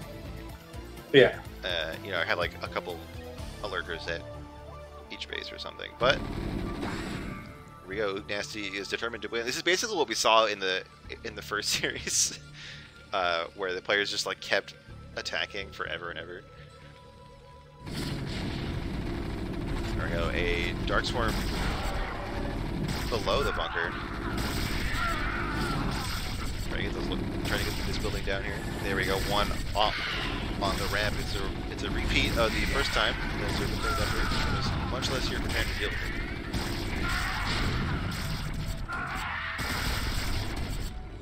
I think the defilers are dead. Yeah, it seems like they've been irradiated. So I guess these lurkers, their days are numbered. Oh, look at that! So much damage. Oh, but a bunch of little Zerglings. Yeah, there we go. Finally, Zerglings come in, and one tank is basically going to run forever and polarize. Oh, GG! Very nice. So, I've always thought it was weird that like a lurker which like shoots like underground spines or like makes an earthquake or something can shoot up walls, right? Mm-hmm. And it's actually better than most units because range units normally have a chance to miss when they shoot uphill, but lurkers don't. And like Really? once when I was like 10 years old, I was playing on a space map, and like lurkers were shooting from one side of the space platform to another through space, and I was so sure that that was wrong that I actually filed a bug report. I was like, does it make any sense? They can't shoot ground spikes through space. But no. No, I think you're 100% right. Yeah, but lurkers just do whatever they want. Like a Dark Swarm that blocks range attacks, it does not block lurker attacks. Like, there's just so much stuff where lurkers like, nah, I just do whatever I want. Now, is that against others lurkers? So the Dark Swarm does not care who cast it. So like, okay. If you get your units into the Dark Swarm, then Zerg range units can't hit you. But like, Zerg doesn't really make Hydras in that matchup, so it doesn't really ever hurt them. Versus Protoss, it can sometimes, but it very rarely does that. Versus Terran.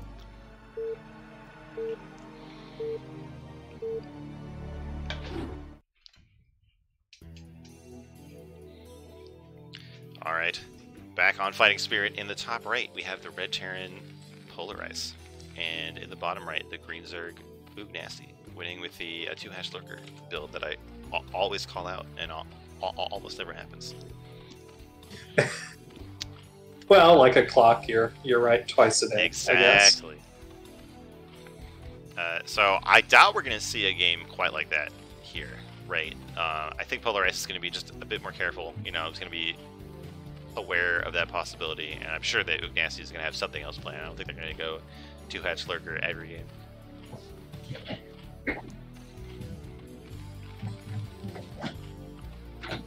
And like it, which to a degree. Oh, sorry. Go ahead. Well, I was going to say like maybe he picked 2-hatch lurker because he doesn't like that map. So maybe now that we're on a much more standard map, Ugnasty is going to feel comfortable doing a macro build. But what to find out? Well, I was going to suggest possibly as like I guess this might be like meta gaming, right? But like as a first round, trying a more experimental play, to test your opponent's abilities, and Yeah. also to potentially throw them off, right? Yeah. Now, like that. now Polar Ice might think that Ugnasty only does these kind of specific or unique builds. Well, he'd be right, because this is a second hatchery on 9, and so it's normal to get your hatchery first, but it's normally get it on 12. And so when you get it on 9, it's not really about money, it's about getting more larvae, so you can just make a ton of Zerglings. And that's what we're going to see here. So this is going to be like a different kind of basically cheesy build here with a ton of links, but like a DGen is saying in chat, like, it's very risky. If the Terran sees it, what they can do is just like block the ramp with some SCVs and put like 2 Marines behind the SCVs and kill infinity Zerglings. Really? Yeah. Like, because the dumb units, they won't target the workers at all. They'll try to hit the Marines, but they can't get to them, so they'll like run back and forth and not do anything. And like, you can try to manually target the SCVs, but that's hard. And then like the SCVs can repair each other. It's really brutal. But that does rely on it being scouted. Though I think probably the Terran player could know that.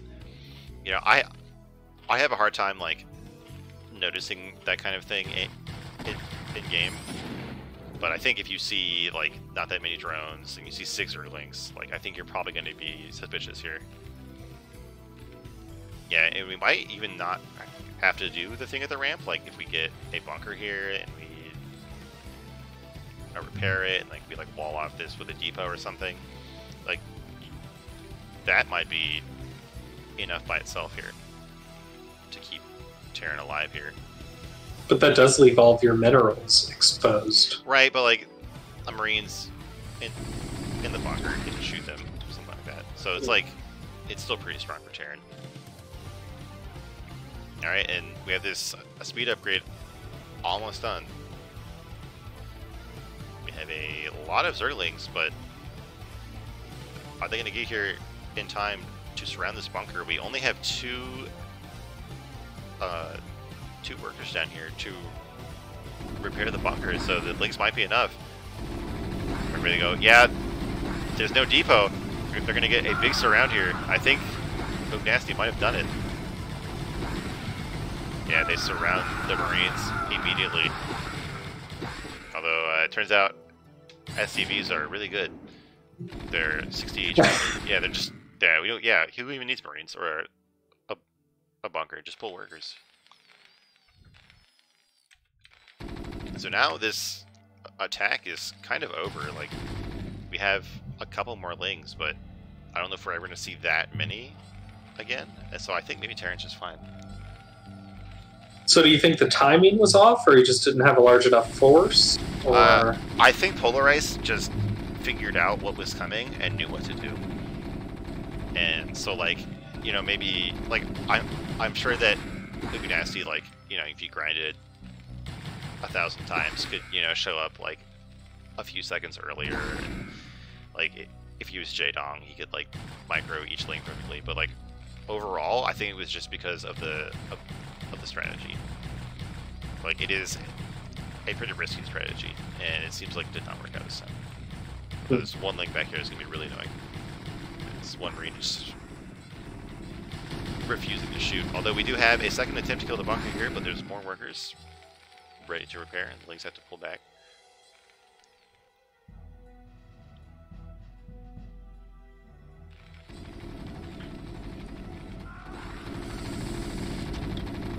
There we go. Now they're trying to get by the bunker, but really nice micro here from Polarize to put these units in the way. Oh, we have 2 SCVs just slacking off in the bunker. They're just taking a break. And we're just continuing to see more links coming out. So I think we're just going to see, like, are we just going to see links until one of the players leaves? Like, oh, here we go. This time they are able to get into the main. There's only one Marine here. This medic trying her best. Does not keep the SCVs in the game.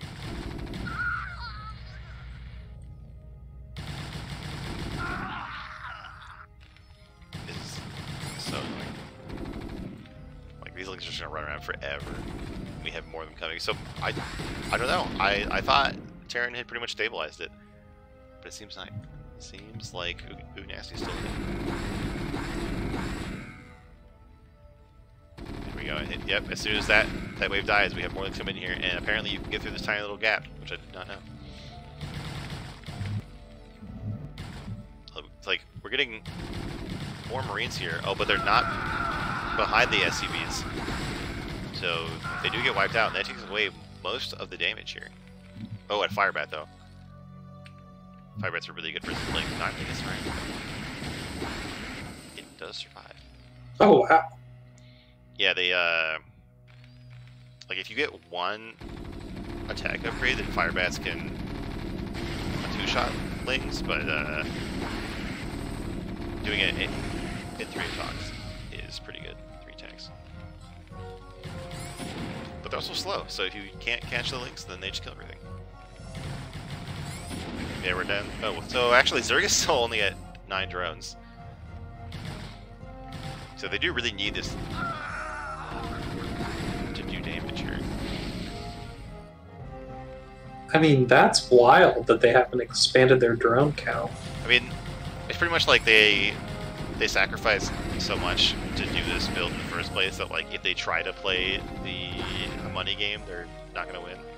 So they're kind of stuck in this position where they have to keep making links, but I don't know if it's going to work. Although here we go, we had the bunker going down again. This Firebat desperately trying to actually get in the fight here. 2 links here, trying to kill his barracks. It looks like the wall has kind of migrated here into the choke, which hopefully should work better for Polarized. But the units get surrounded, the Firebat gets picked off, but there's some reinforcements here to keep Terran alive. Yeah, and I think we literally are just going to see more links. We're having a 3rd hatchery here, just to have more larvae. But I'm sure it's going to be just Zerglings. Riveting gameplay. Exactly. Like it's continuing to work here. I guess we have Stimpack almost done. I think this wall is going to be much harder to break. Like, we have Firebat, we have a Medic. We have a sizable amount of units. So maybe Polaris is finally restabilized. I mean, he's got double the workers of Ooh Nasty here. He's getting these upgrades, getting scanners, getting a factory. Meanwhile, we have 12 drones now. And we have a lair. So finally, Ooh Nasty has switched gears. But I have to feel like it's going to be too late, right? Like, Terran is way farther ahead in their timeline.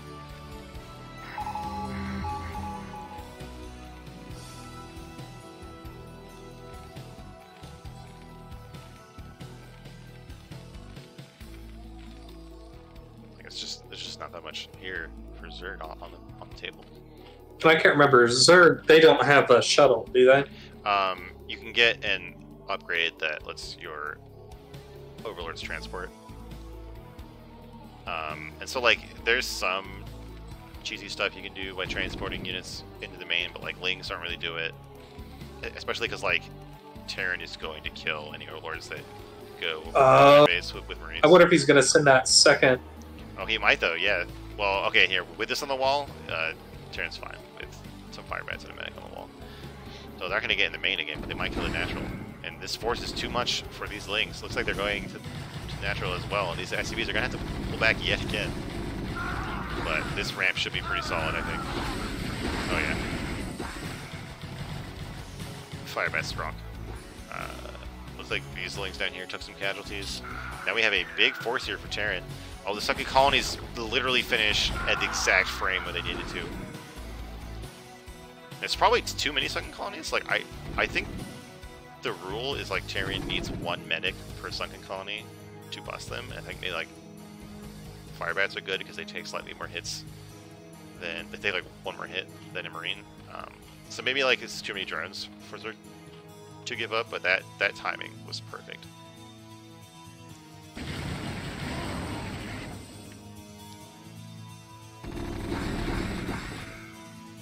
Still, this army here from Terran is basically untouchable. Like for a while, Nasty's strategy is going to be just avoid that army.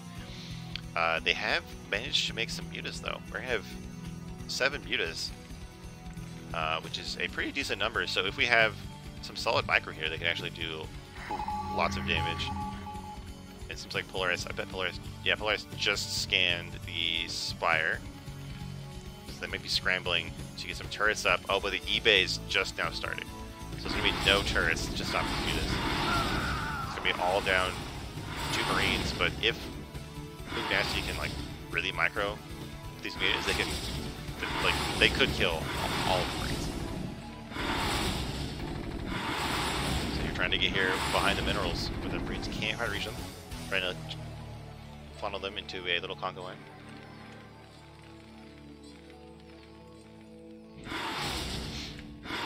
Oh my! And killing the SCV that was building the eBay, so delaying that.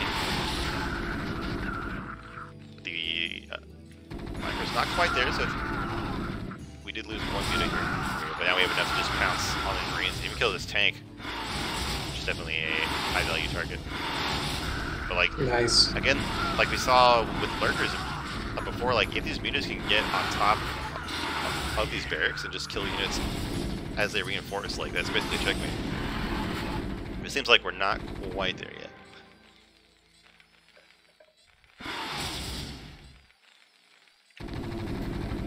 Oh, and we even have the flyer attack upgrade, so Ugnasty wants to get something done with these mutas. Here we go, that has drawn attention away from the natural. Although now there are 2 turrets here, so it should be safe for the mutas for now. And actually, look at how bruised these mutas are. Like somehow this damage has been spread out so much.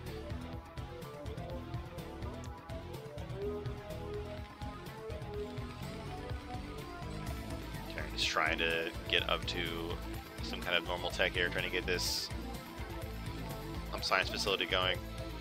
And once you have Irradiate, like that basically removes mutas from the game because they want to stack like this, but that spell does splash damage, so you can wipe them out. But it seems like wow, this 1 Marine just killed 2 mutas. What a hero! That's Jim Raynor right there. And now we have another big attack here. This is going to be too many Marines for those mutas to deal with, and we have 1 tank here to siege down these Sunkens. And you see, like, Ugnasty is like putting this Sunken out in the front, trying to make it just take more time for the tank to kill, but it's just a bit too late. So this tank will eventually kill all of these Sunken colonies. Can Ugnasty do something in that time? So the air attack upgrade did finish, but this is a lot of Marines. We got the Queen's Nest again, so Hive Tech is on the table, but I don't think we have time to get that up just yet. Oh, here we go. Trying to pick off some Marines to get some big value here. So taking a few losses, some of those blue mutas were finally cleaned up.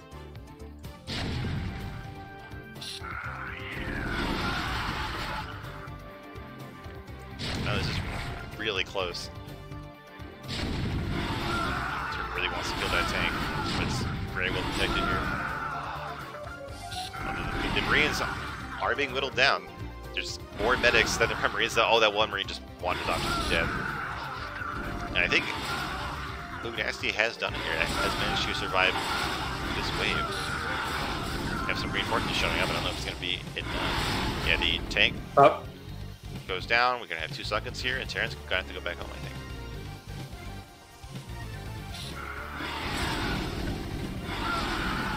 Can medics not attack air? No, they can't attack at all. They just heal. Oh, okay. And like only one medic can heal a unit at a time. So even if you have like 5 medics and 1 marine, you can't have like a god marine that lives forever. And yeah, so these mutas have like saved the day here, but there's only 5 of them left, or I guess 7 now, and this is gonna get scary. Oh god, like he just keeps getting such good trades here with these mutas. Oh, there we go, starting to lose some more. More barracks in production. We do have a science vessel finally coming out. We need that irradiate here. It'll really shut down these mutas. Trying to kill that tank. Stall this push as long as possible. And we do have a greater spire coming. So we could see these mutas morph into guardians, which are really good at air to ground, but like if Terran sees us coming, they already have a starboard. Try to make some air-to-air units. Like what Zerg wants to do is get these mutas like back here and then morph them to guardians and just kill a base. And so are guardians just like beefier mutas, or it's like those big crab things. Like they're like the Zerg siege unit. They shoot. They can only hit ground units, but they do a ton of damage when they have long range.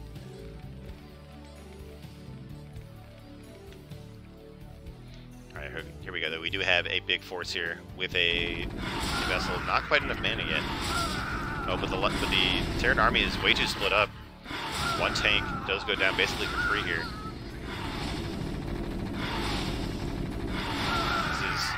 Oh, here we go. That irradiate. Oh god, we need the split. We need the split. We don't see the split. Oh my god. The irradiate does so much damage. Oh shit. Holy shit. How many kills that vessel had? 4 kills. And more than went down. Yeah, and more than went down to those marines. And now these guardians that we're probably going to try to win the game, they're going to try to desperately keep Ugnasty here.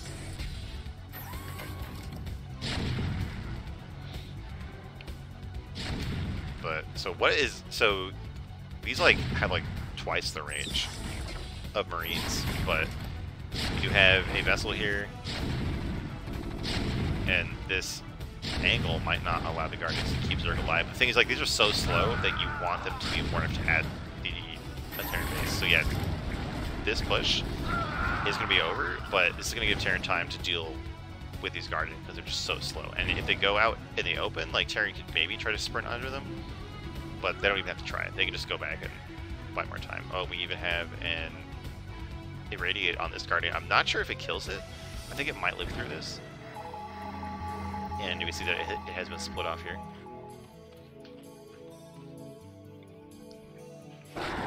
Oh, okay, there. It does kill it. It would like barely live. And like, oh, looks like Zerg's about ready to. Yeah, here we go. But it's only 3 guardians, and like if they go for the main, oh, here we go. These marines are positioned to catch them. They stim in here. They really do not have very much health.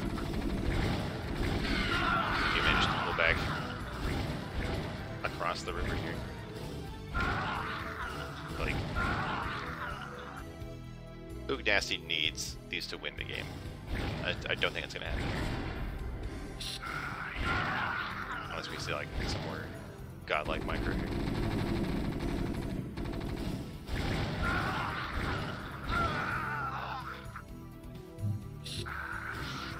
Just trying to find that sweet spot here on the river where the Marines can't hit him, but one does go down. More mutas show up, they get nuked immediately. And the Guardians, they've been surrounded. And I think the Polar Ice has done it.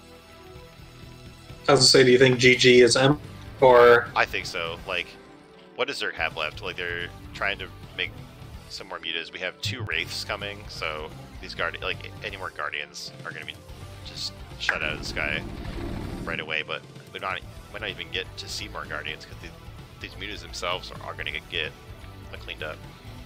Like, now that the muta count has been reset and we have some vessels in the game, like you're just never gonna get back that air control.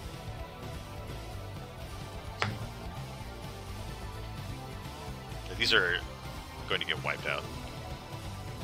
I'm trying to get one Guardian here. We have these, yeah, these two Wraiths here. Be able to shoot down that Guardian, and this push is going to kill Zerg. I could only imagine. So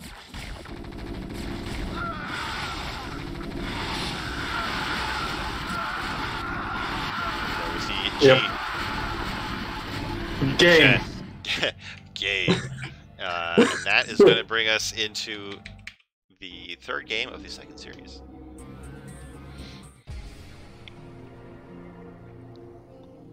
So that game was basically Zerglings for 10 minutes, and then Muse for 5 minutes, and then Guardians for 5 minutes. That was the entire game plan. So what do you think this map's gonna... What do you think the strategy's going to be going in? Is it just going to be... Ugnasty is going to play a very standard macro game, right? What, why would they stick to the same plan, right? No, I'm sure we're going to see like some third cheesy build here.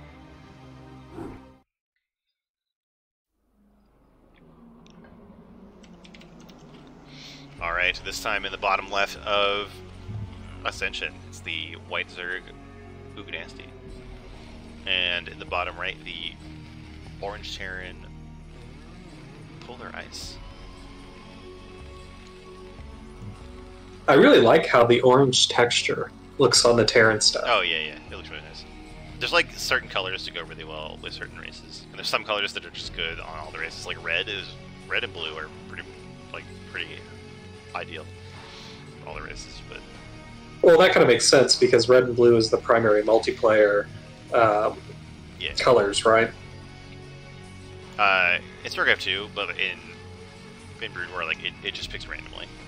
And then really? You don't choose your color? No, and then you can do these different modes. You can see they like change the colors. But I was gonna say that's my Warcraft knowledge coming out because I believe it's standard was blue and red until I think Warcraft 2 you could choose colors, but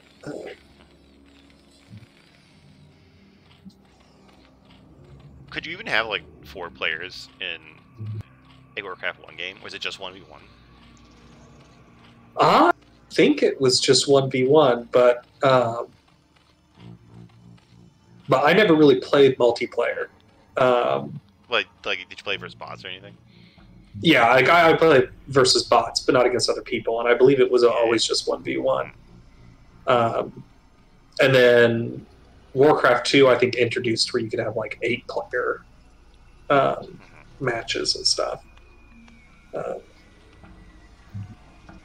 So I saw this drone for Ugnasty like almost leave the natural, and I was like, what are we going to see now? But no, it just turned around. It made this natural base. So this does look like a normal build here so far for Ugnasty. There's still plenty of more shenanigans that you get into here.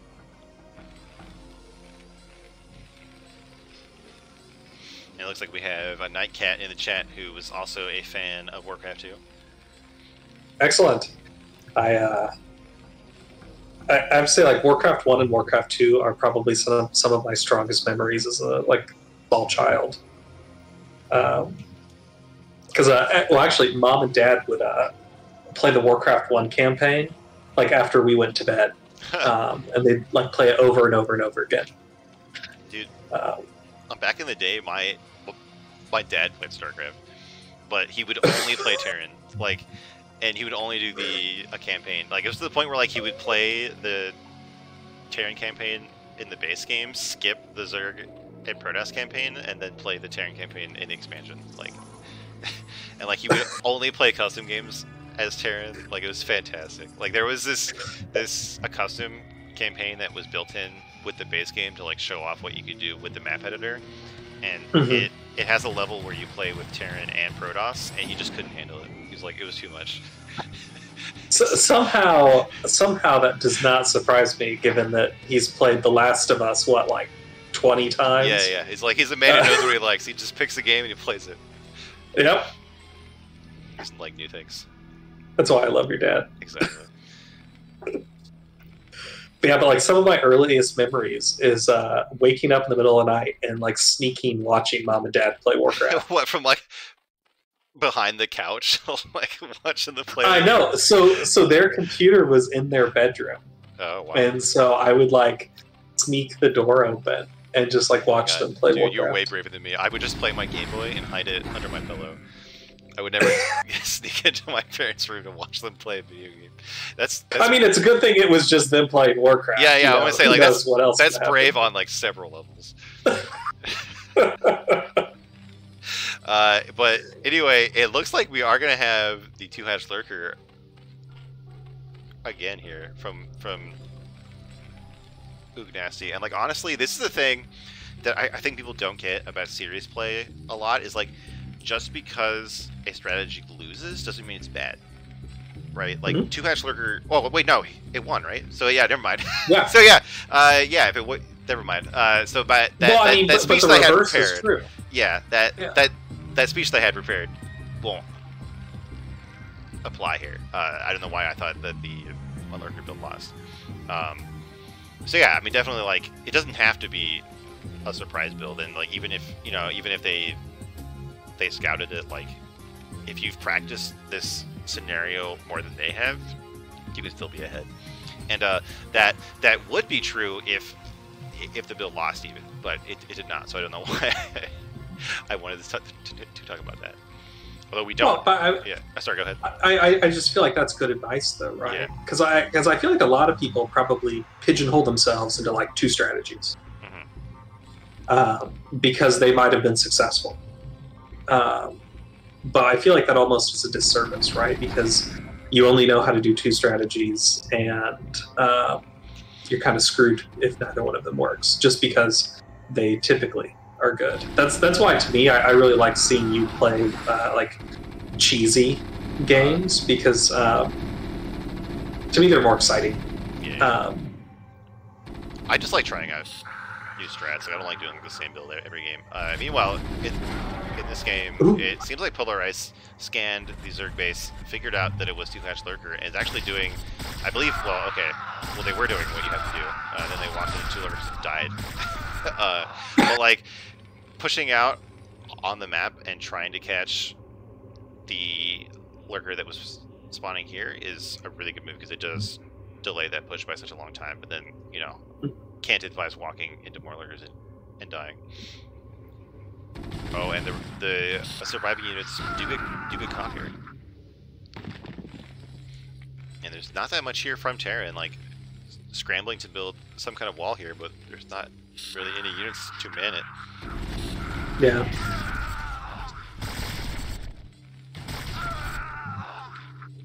I don't know where these guys are going, but they're not going to make it there. Oh, and there's not even a turret. Is there an eBay? Okay, there is an eBay, but there's no turrets yet. So if these lurkers get set up, they will not be killed. And Ugnasty like doesn't even realize it, that there's no turrets. So he's like taking this really careful posture here, but if he just ran in here, there's one bunker with just 4 Marines. Come on, Ugnasty, you can do it. You don't have to slow roll this. Now it's too late. Well, I wonder, I mean, there's still only 4 Marines. Like, I think these lurkers can kill the bunker before he can kill them. And it seems like he's trying to stack up here and just barely outrange this bunker. But if you don't kill the SCVs, they can still repair it. I think you should just dive on it at this point. Here we go, finally doing some serious damage, and the SCVs have stopped repairing. There they go, they do bring it back. Just too late. Trying to build a 3rd bunker here in the back. It does finish. And it seems like Ugnasty is going back into that hive tech. So we might be in for another slog of a game like we saw in game 1. Excellent.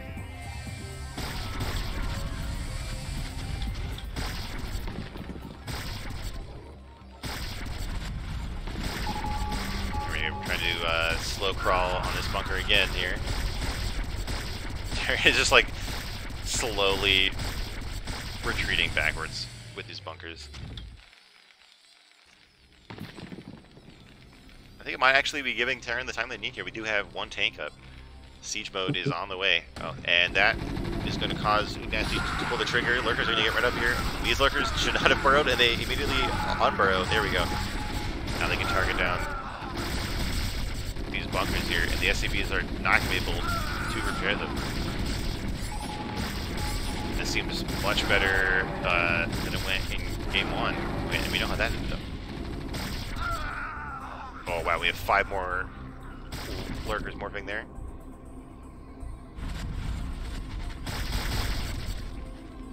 Choosing to siege in the natural. When we get these reinforcements, we try to go into the main again. And then a Defiler Mound is coming online much faster than it did in game 1. So I feel like, given that we've seen this game play out already, and Ugnasty's like done better than they did in the first game, I can only imagine it's going to lead to a Zerg victory.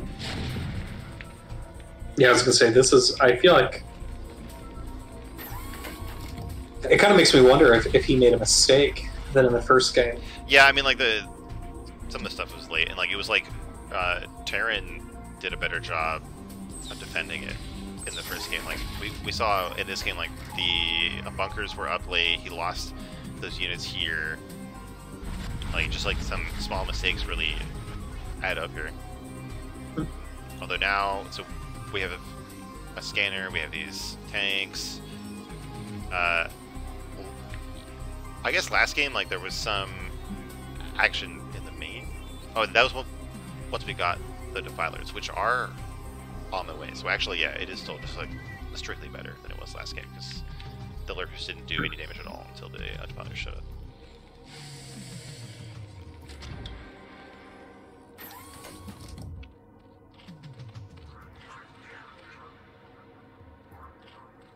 Go. We do have some Defiler there. I think we have a second one somewhere. Yes, okay. And the vessels are not going to be online for a little while here. To shut that down. That was one thing that was different last game too, is that there were vessels before the Defilers got there, and this time it's going to be the opposite, which is even scarier for Terran. But he does have scanners here. He's going to try to poke at these lurkers with these tanks.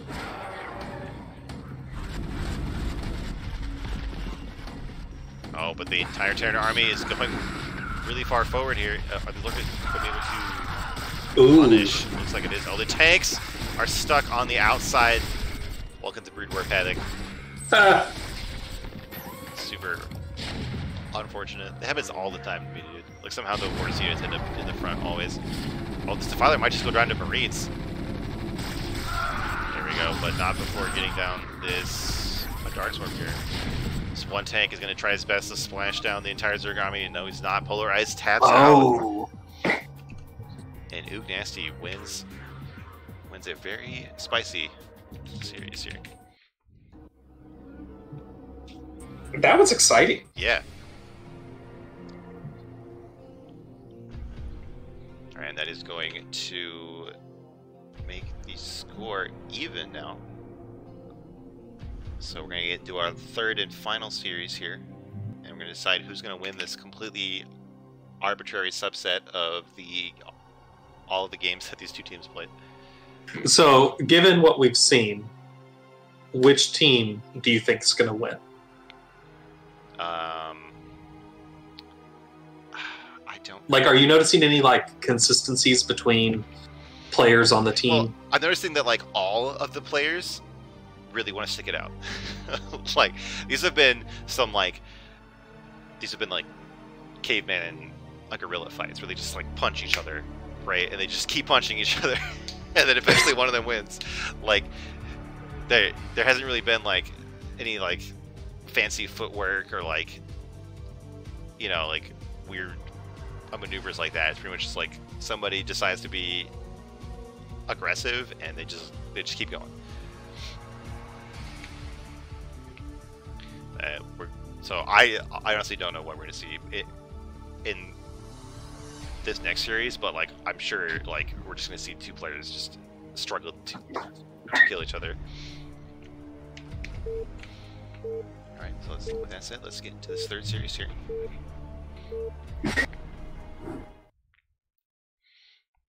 Alright, in the top right, the yellow Zerg, Bold Eagle or Bald Eagle, I don't know. In the bottom left, in the a navy color, so it's really hard to read, the Protoss player Random Race.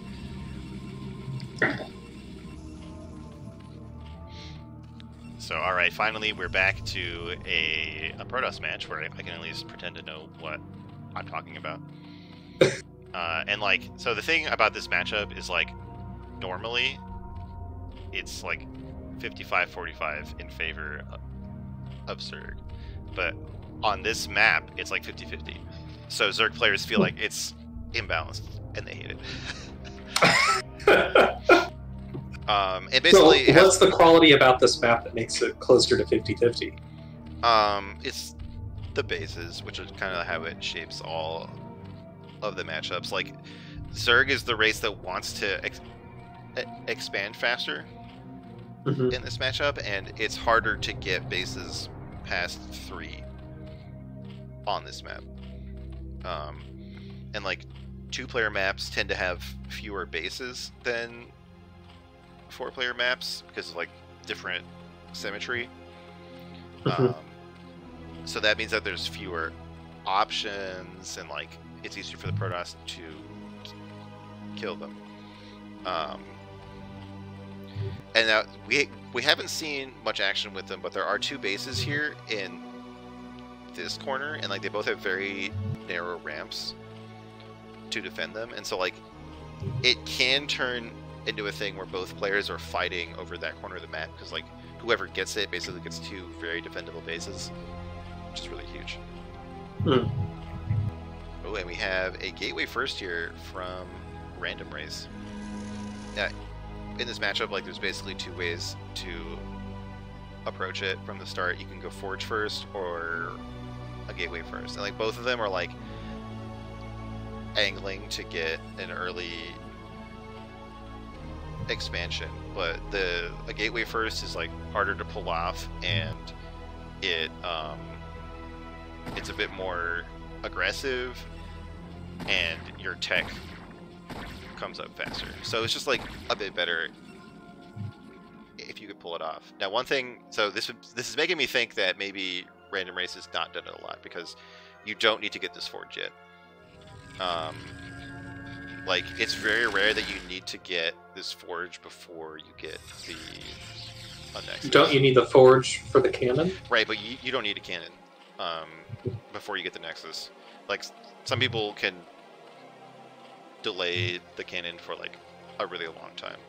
But like one of the things is like when you're getting used to this build, it's like it's really hard to read what the Zerg is doing and like know that, oh, if he makes this number of lings, I'm fine. But like if what we saw here with this build from Zerg, like you don't need a cannon. Actually, we're seeing that it's not even gonna help because the wall was not tight here. But like what you can do is like just make the gateway, keep the Zealots at home, and then like put them on the ramp, and then fight the Lings off. What we're seeing here is Lings getting into the mineral line, killing a probe, and the Zealots are like, you know what? I don't want to sit down and chase these Lings. I'm just gonna go hit the Zerg. I mean, this is wild because I mean, there's a ton of Lings in the base. Yeah, but the thing is, like, Lings are faster than Zealots, so they can never really catch the Lings unless Bald Eagle makes a mistake. So, like, it's almost better to go, like, go try to trade with them. And it seems to be working, because we've got this one Zealot killing 2 drones all by himself. I know we saw more Lings somewhere. Did they get killed in the middle, or did they run into the cannon? I'm not sure what happened there. But like, this is pretty good here from Protoss. Zerg's down to 4 drones? What happened? God, these are some... Holy shit. This Zealot has 7 kills. Oh my god. Okay, so this is definitely better for Protoss. because you know, like you start the game with 4 workers. So going back to that is pretty bad. And now, so Protoss did manage to get this cannon in their natural or in their main mineral line, so like this area is safe. I don't think it will defend the gas, which is unfortunate. But like, we do have this Zealot here trying to bait them in. All I want to see is Protoss like put 2 probes here, or like a probe and a Zealot or something.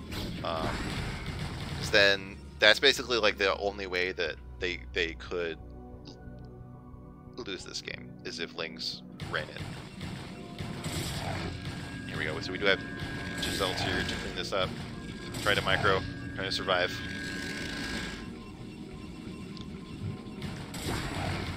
I think these Lings are going to be cleaned up. Yeah, it looks like Bald Eagle is doing something else on the map. And the drone count is recovering, but still not where you want to be. And this Protoss Nexus is going to get up. Going to have even more probes. The big deal for Protoss, though, is this gas being delayed and this core being delayed. Like, this is where you get all of your tech as Protoss. I think that's what you need to really finish the game. And the big thing for Zerg, of course, is that they were down to 4 drones. So,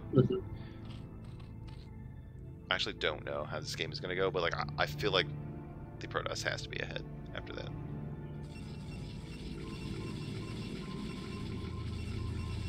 And we finally have these Zealots at the choke here.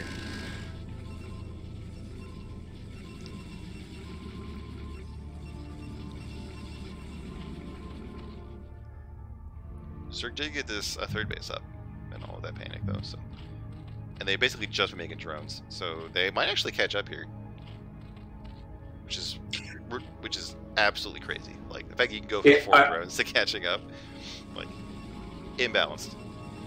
Please nerf. Yeah, I almost feel like all that did was basically set both people back a couple minutes. Like I wouldn't necessarily say there was a decided victor from that skirmish.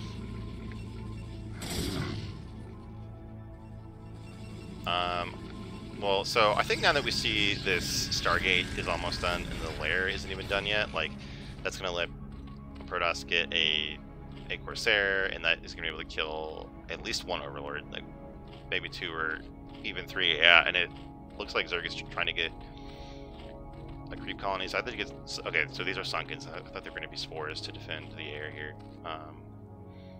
So this tech lead for Protoss is going to be pretty big. We do have these 5 Zealot tribes on the map. The thing is, like, so Zerg has made all these drones, but they haven't been able to make any units. So now these 5 Zealots actually are a threat. It's forcing them to make another sunken colony here. So maybe this base is going to be safe here with this little wall here, maybe? I'm not sure, actually. But if the Protoss found this base, it would be doomed, I think.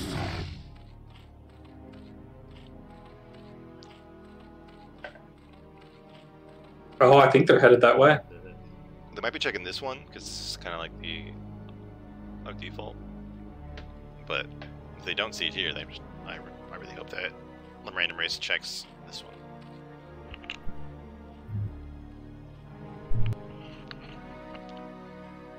Well, if he was watching where those Zergling were going, yeah. He knows. I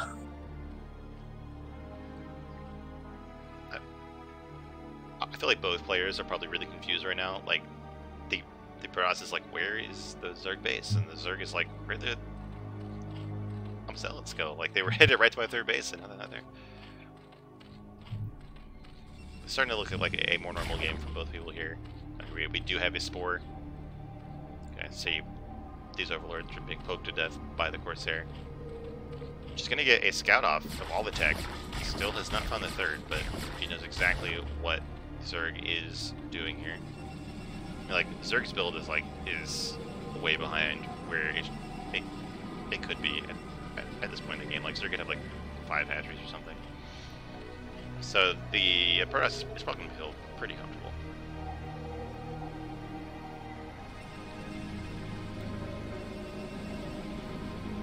Yeah, and Protoss is just hitting all the timings now, just getting all the tech, getting their upgrades, getting their Zealot speed. They got Templar archives. I didn't see if Storm is done yet. They actually don't see any Templar in production. That's been a mistake. But there's not that many Hydras out here to Storm. And these Zealots are just hanging out here up on the ramp. Oh, we have a lot more reinforcements coming here. So this is going to be a big army. Yeah, I don't know if Zerg can actually survive this.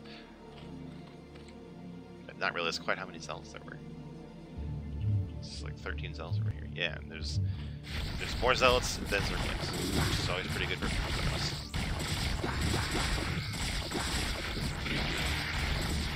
So 3 Corsairs just sitting right on top of this fort. They don't give a fuck. Oh, GG. There we go. Yeah, so Zerg, so, you know, we were whining about how easy it was for Zerg to get back to drone camp, but that was basically all they were doing. But everything else was delayed, and that allowed a random race to just come in here and smash them out of this game with some talents.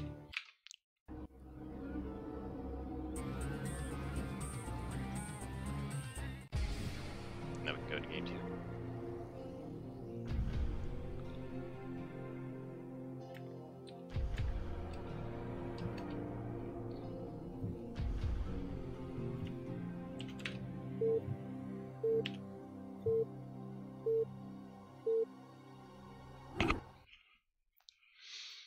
Alright, back on Fighting Spirit, the world's oldest map. In the top left, we have the Yellow Zerg Bald Eagle. And in the bottom left, the White Protoss Random Race. So, like, I feel like Zerg likes this map a lot in this matchup. Like, there's a lot of bases to take. There's this really annoying thing where they take their third base in the natural of a different main spawn, and then that lets them defend that main really easily so they can get 4 bases. It's just definitely a map where Zerg feels very comfortable. Now, I'm curious to see if Random Race goes for that Gateway first again, or if they just go back to Forge first, because like it kind of felt like they were a Forge player who tried to go Gateway once. But if we see this probe go back, it's almost always Gateway. Because if you're going to go Forge, you scout after making the pylon. So then what are the strategies you think both sides are going to try? Well, then we're definitely going to see Gateway again. It looks like we're going to see the same build from Zerg. It's called Overpool, because you get the Lord, and then you get the pool after that. Oh, what was that? It looks like it's going to be 12 hatchery here. So it's actually a bit greedier, but it ends up being better versus Gateway Expand because you have more larvae to make lings with, which is a thing that really just blows my mind. Like that you're safer with a more greedy build. That's Zerg for you. Now, is that like a true, honest statement, or is that just whiny Protoss? I mean, it's both. It's just, like, I think that 11 hatch is considered like the best counter to Gateway first, but like it's a real thing because like the Zealot will get here like a few seconds before the Zergling spawn in this situation, and so like there's really not much chance for the Zealot to do damage. But it's still possible. Like this situation is kind of, it's kind of like you need good micro on both sides or it falls apart very quickly. And of course, like if you see that the other guy went hatch first, you can get your own Nexus really fast. Like you can get your own Nexus after one Zealot if you feel like it. Apparently I was completely wrong about the timing here, because this Zealot is here like when the link started. So maybe I'm bad and I need to do my Gateway expand faster. Because we actually do have a Zealot and a Probe here in the mineral line with some potential to kill drones. It's really disrupting the mining. Did we get one? Very nice. But now they are going to be surrounded here. Trying to get back into some kind of nook here.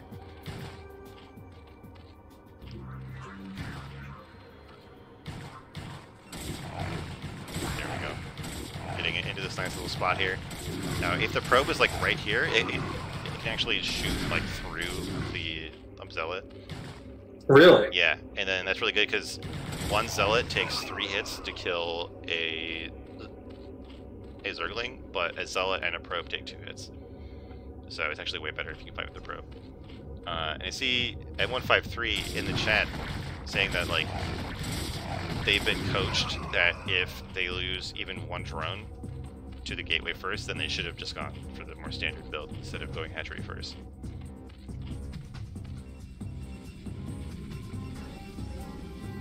So that's something to think about. So maybe, I mean, yeah, I think this is obviously pretty good for Protoss. Like, they killed some drones, and they killed some wings, and they've gotten their own base up. That we would like to see the gas earlier. It's like, you can have, like, your Stargate started, like, 10 seconds ago. Bald Eagle is an alias? I mean, yeah, I assume that wasn't, like, his real name. Oh, it's you. Okay, so we have Bald Eagle in the chat. Ooh. Or no, is it? Oh yes, yeah. So Bald Eagle is certain. Okay, I was a little bit confused. Okay, good. We'll just try not to shit talk on that. Exactly. God, I hate Zerg players. They're the worst. God, look at this guy. God. Such a noob.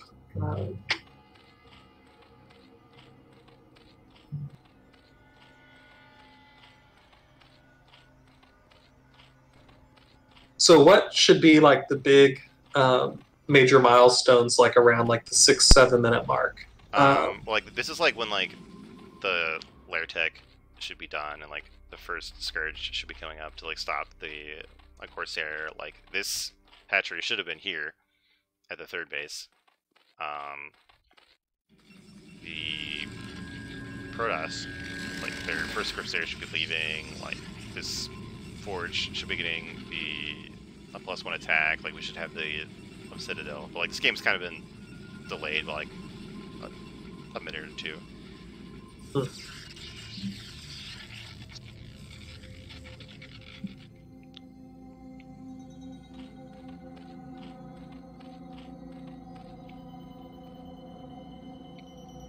So we have a lot of links here, and they're deliberately taking the long route around here, trying to dodge these zealots, trying to avoid being scouted. But that is going to mean that these zealots get to go in here and kill some more drones, which is absolutely not what Zerg needs. And now these lings are deciding to go back.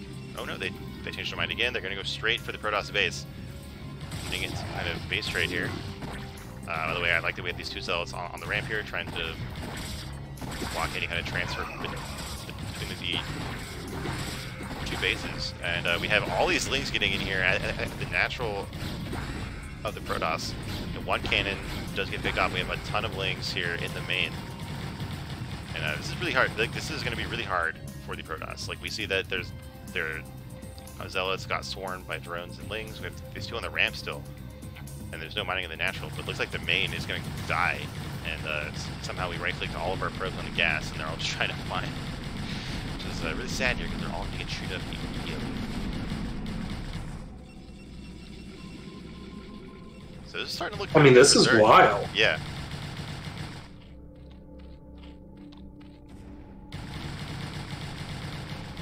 I'm honestly kind of surprised we don't have the GG. I mean, we might be, like a Protoss might be thinking, well, I have 1 base left and he has 1 base left, but it seems now that those zealots are dead. The Zerg is going to keep mining it in their natural. This Corsair is going to go down to the Spore, and we have more links killing the cannon in the unnatural, and now Random Racing tapped out. And for the 3rd series in a row, we're going to go to Game 3. This is something, because like usually, I feel like most series are just 2 games, because like it's really hard to get an even match. But it seems like we've managed to find that here. Makes it more exciting. Yes. Alright, we're going to get into the final game of the night here. So, are there really just only 3 maps? there are like 6 maps in the tournament, but each week, like, it's just a chosen beforehand. It's like you're gonna do Eclipse, Fighting Spirit, and Ascension, or like whatever 3 they pick. So that's why we see the same maps. Anyway, in this game, in the top middle, the pink Protoss random race, and in the bottom right, the Chad hero, the yellow Zerg, bald eagle. I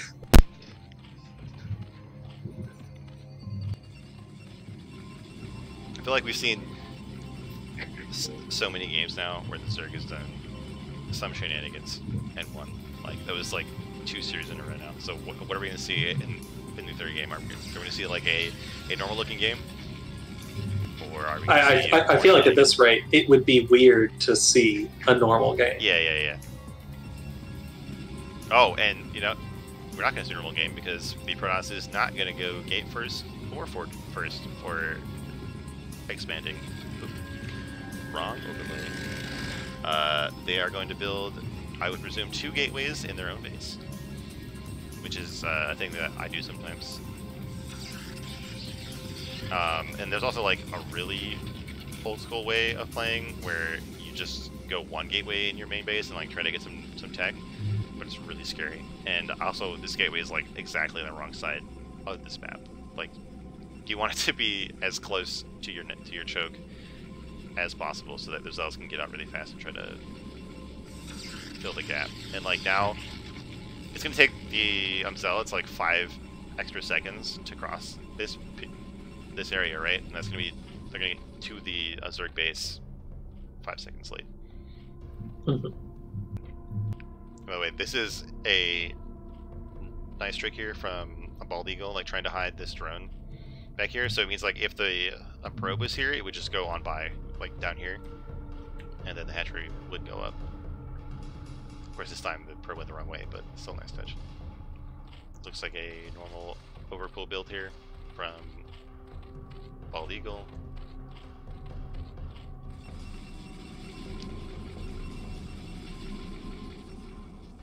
Oh, did Zerg see that? Yeah, okay. They must have. So what is their reaction going to be here? Just make links. Like, whenever I try to do this build, I just added links. Every time. Like, so you make a bunch of links. If you feel scared, you make like 1 sunken colony here, and then you make a 3rd hatchery here. Yep. And then you get gas, you get mutos, and you win the game. So getting a 3rd hatch here is like a bit faster than I see people react to me, but I'm also pretty bad apparently, so maybe this is the right way to respond. And like, so you don't want to move out with the first zealot when you go 2 gate, but I think you should move out with the first 3. Like, grab like the 3 zealots and a probe and try to pressure. Because if you don't pressure at all, like Zerg is just gonna outgrow you. Like 2 gate's not a bad build, but there's a reason that like every single per game is the Protoss trying to get a fast expansion.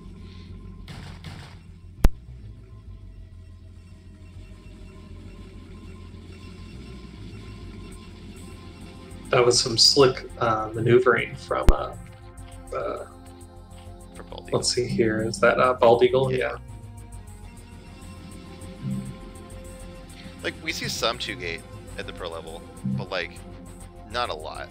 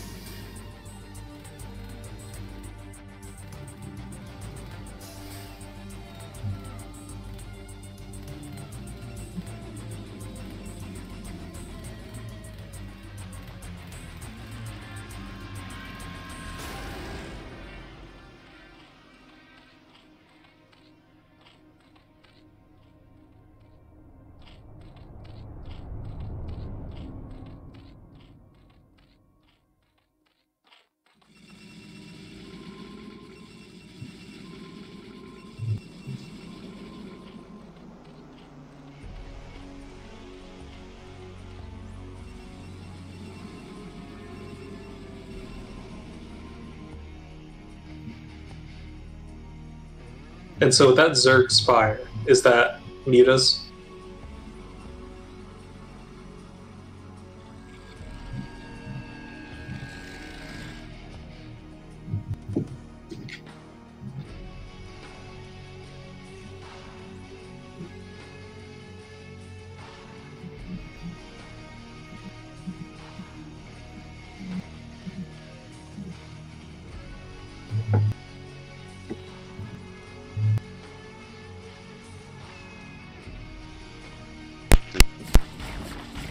I hope you can hear me now.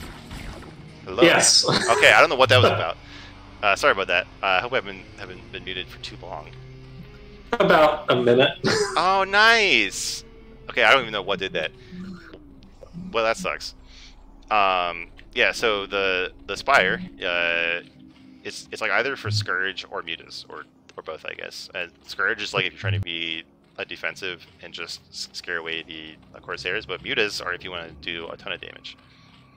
And that's going to be really good here, because the Protoss Stargate was late and hasn't even started making Corsairs yet. Sorry about that, guys. I think I like sat on my mic cord or something. And like, this is something that you can do as Zerg. Like, if you had this weird beginning to the game, then the Protoss Tech and the Protoss Gas are going to be delayed, and without that, it's really hard to deal with these mutas. Now, this 5 mutas, or I guess even 6 mutas, isn't really like all in yet. So Bald Eagle can kind of see what they see here and then decide how to follow it up. But I'm sure when they see this, when they see the first Corsair pop up and almost immediately die to Scourge, they're just gonna make more mutas.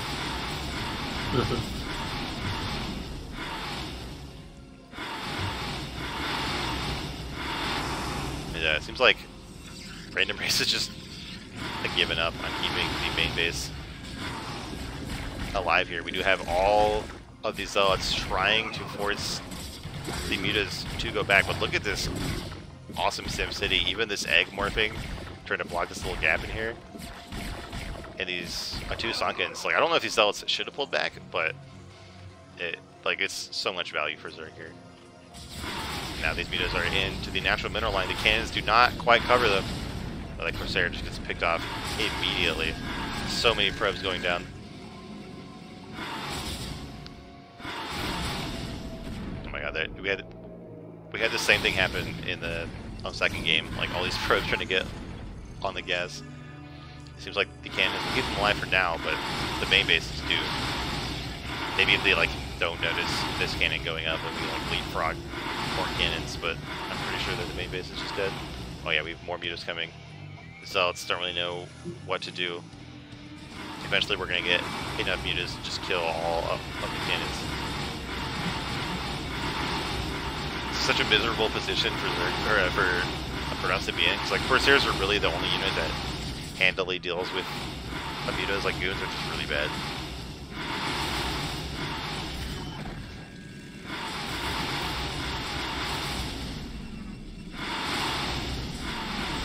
So annoying. My Protoss heart is just like weeping right now. But I think Bald Eagle is pretty much taking this game. Like, yeah, the Zealots even came back to the natural.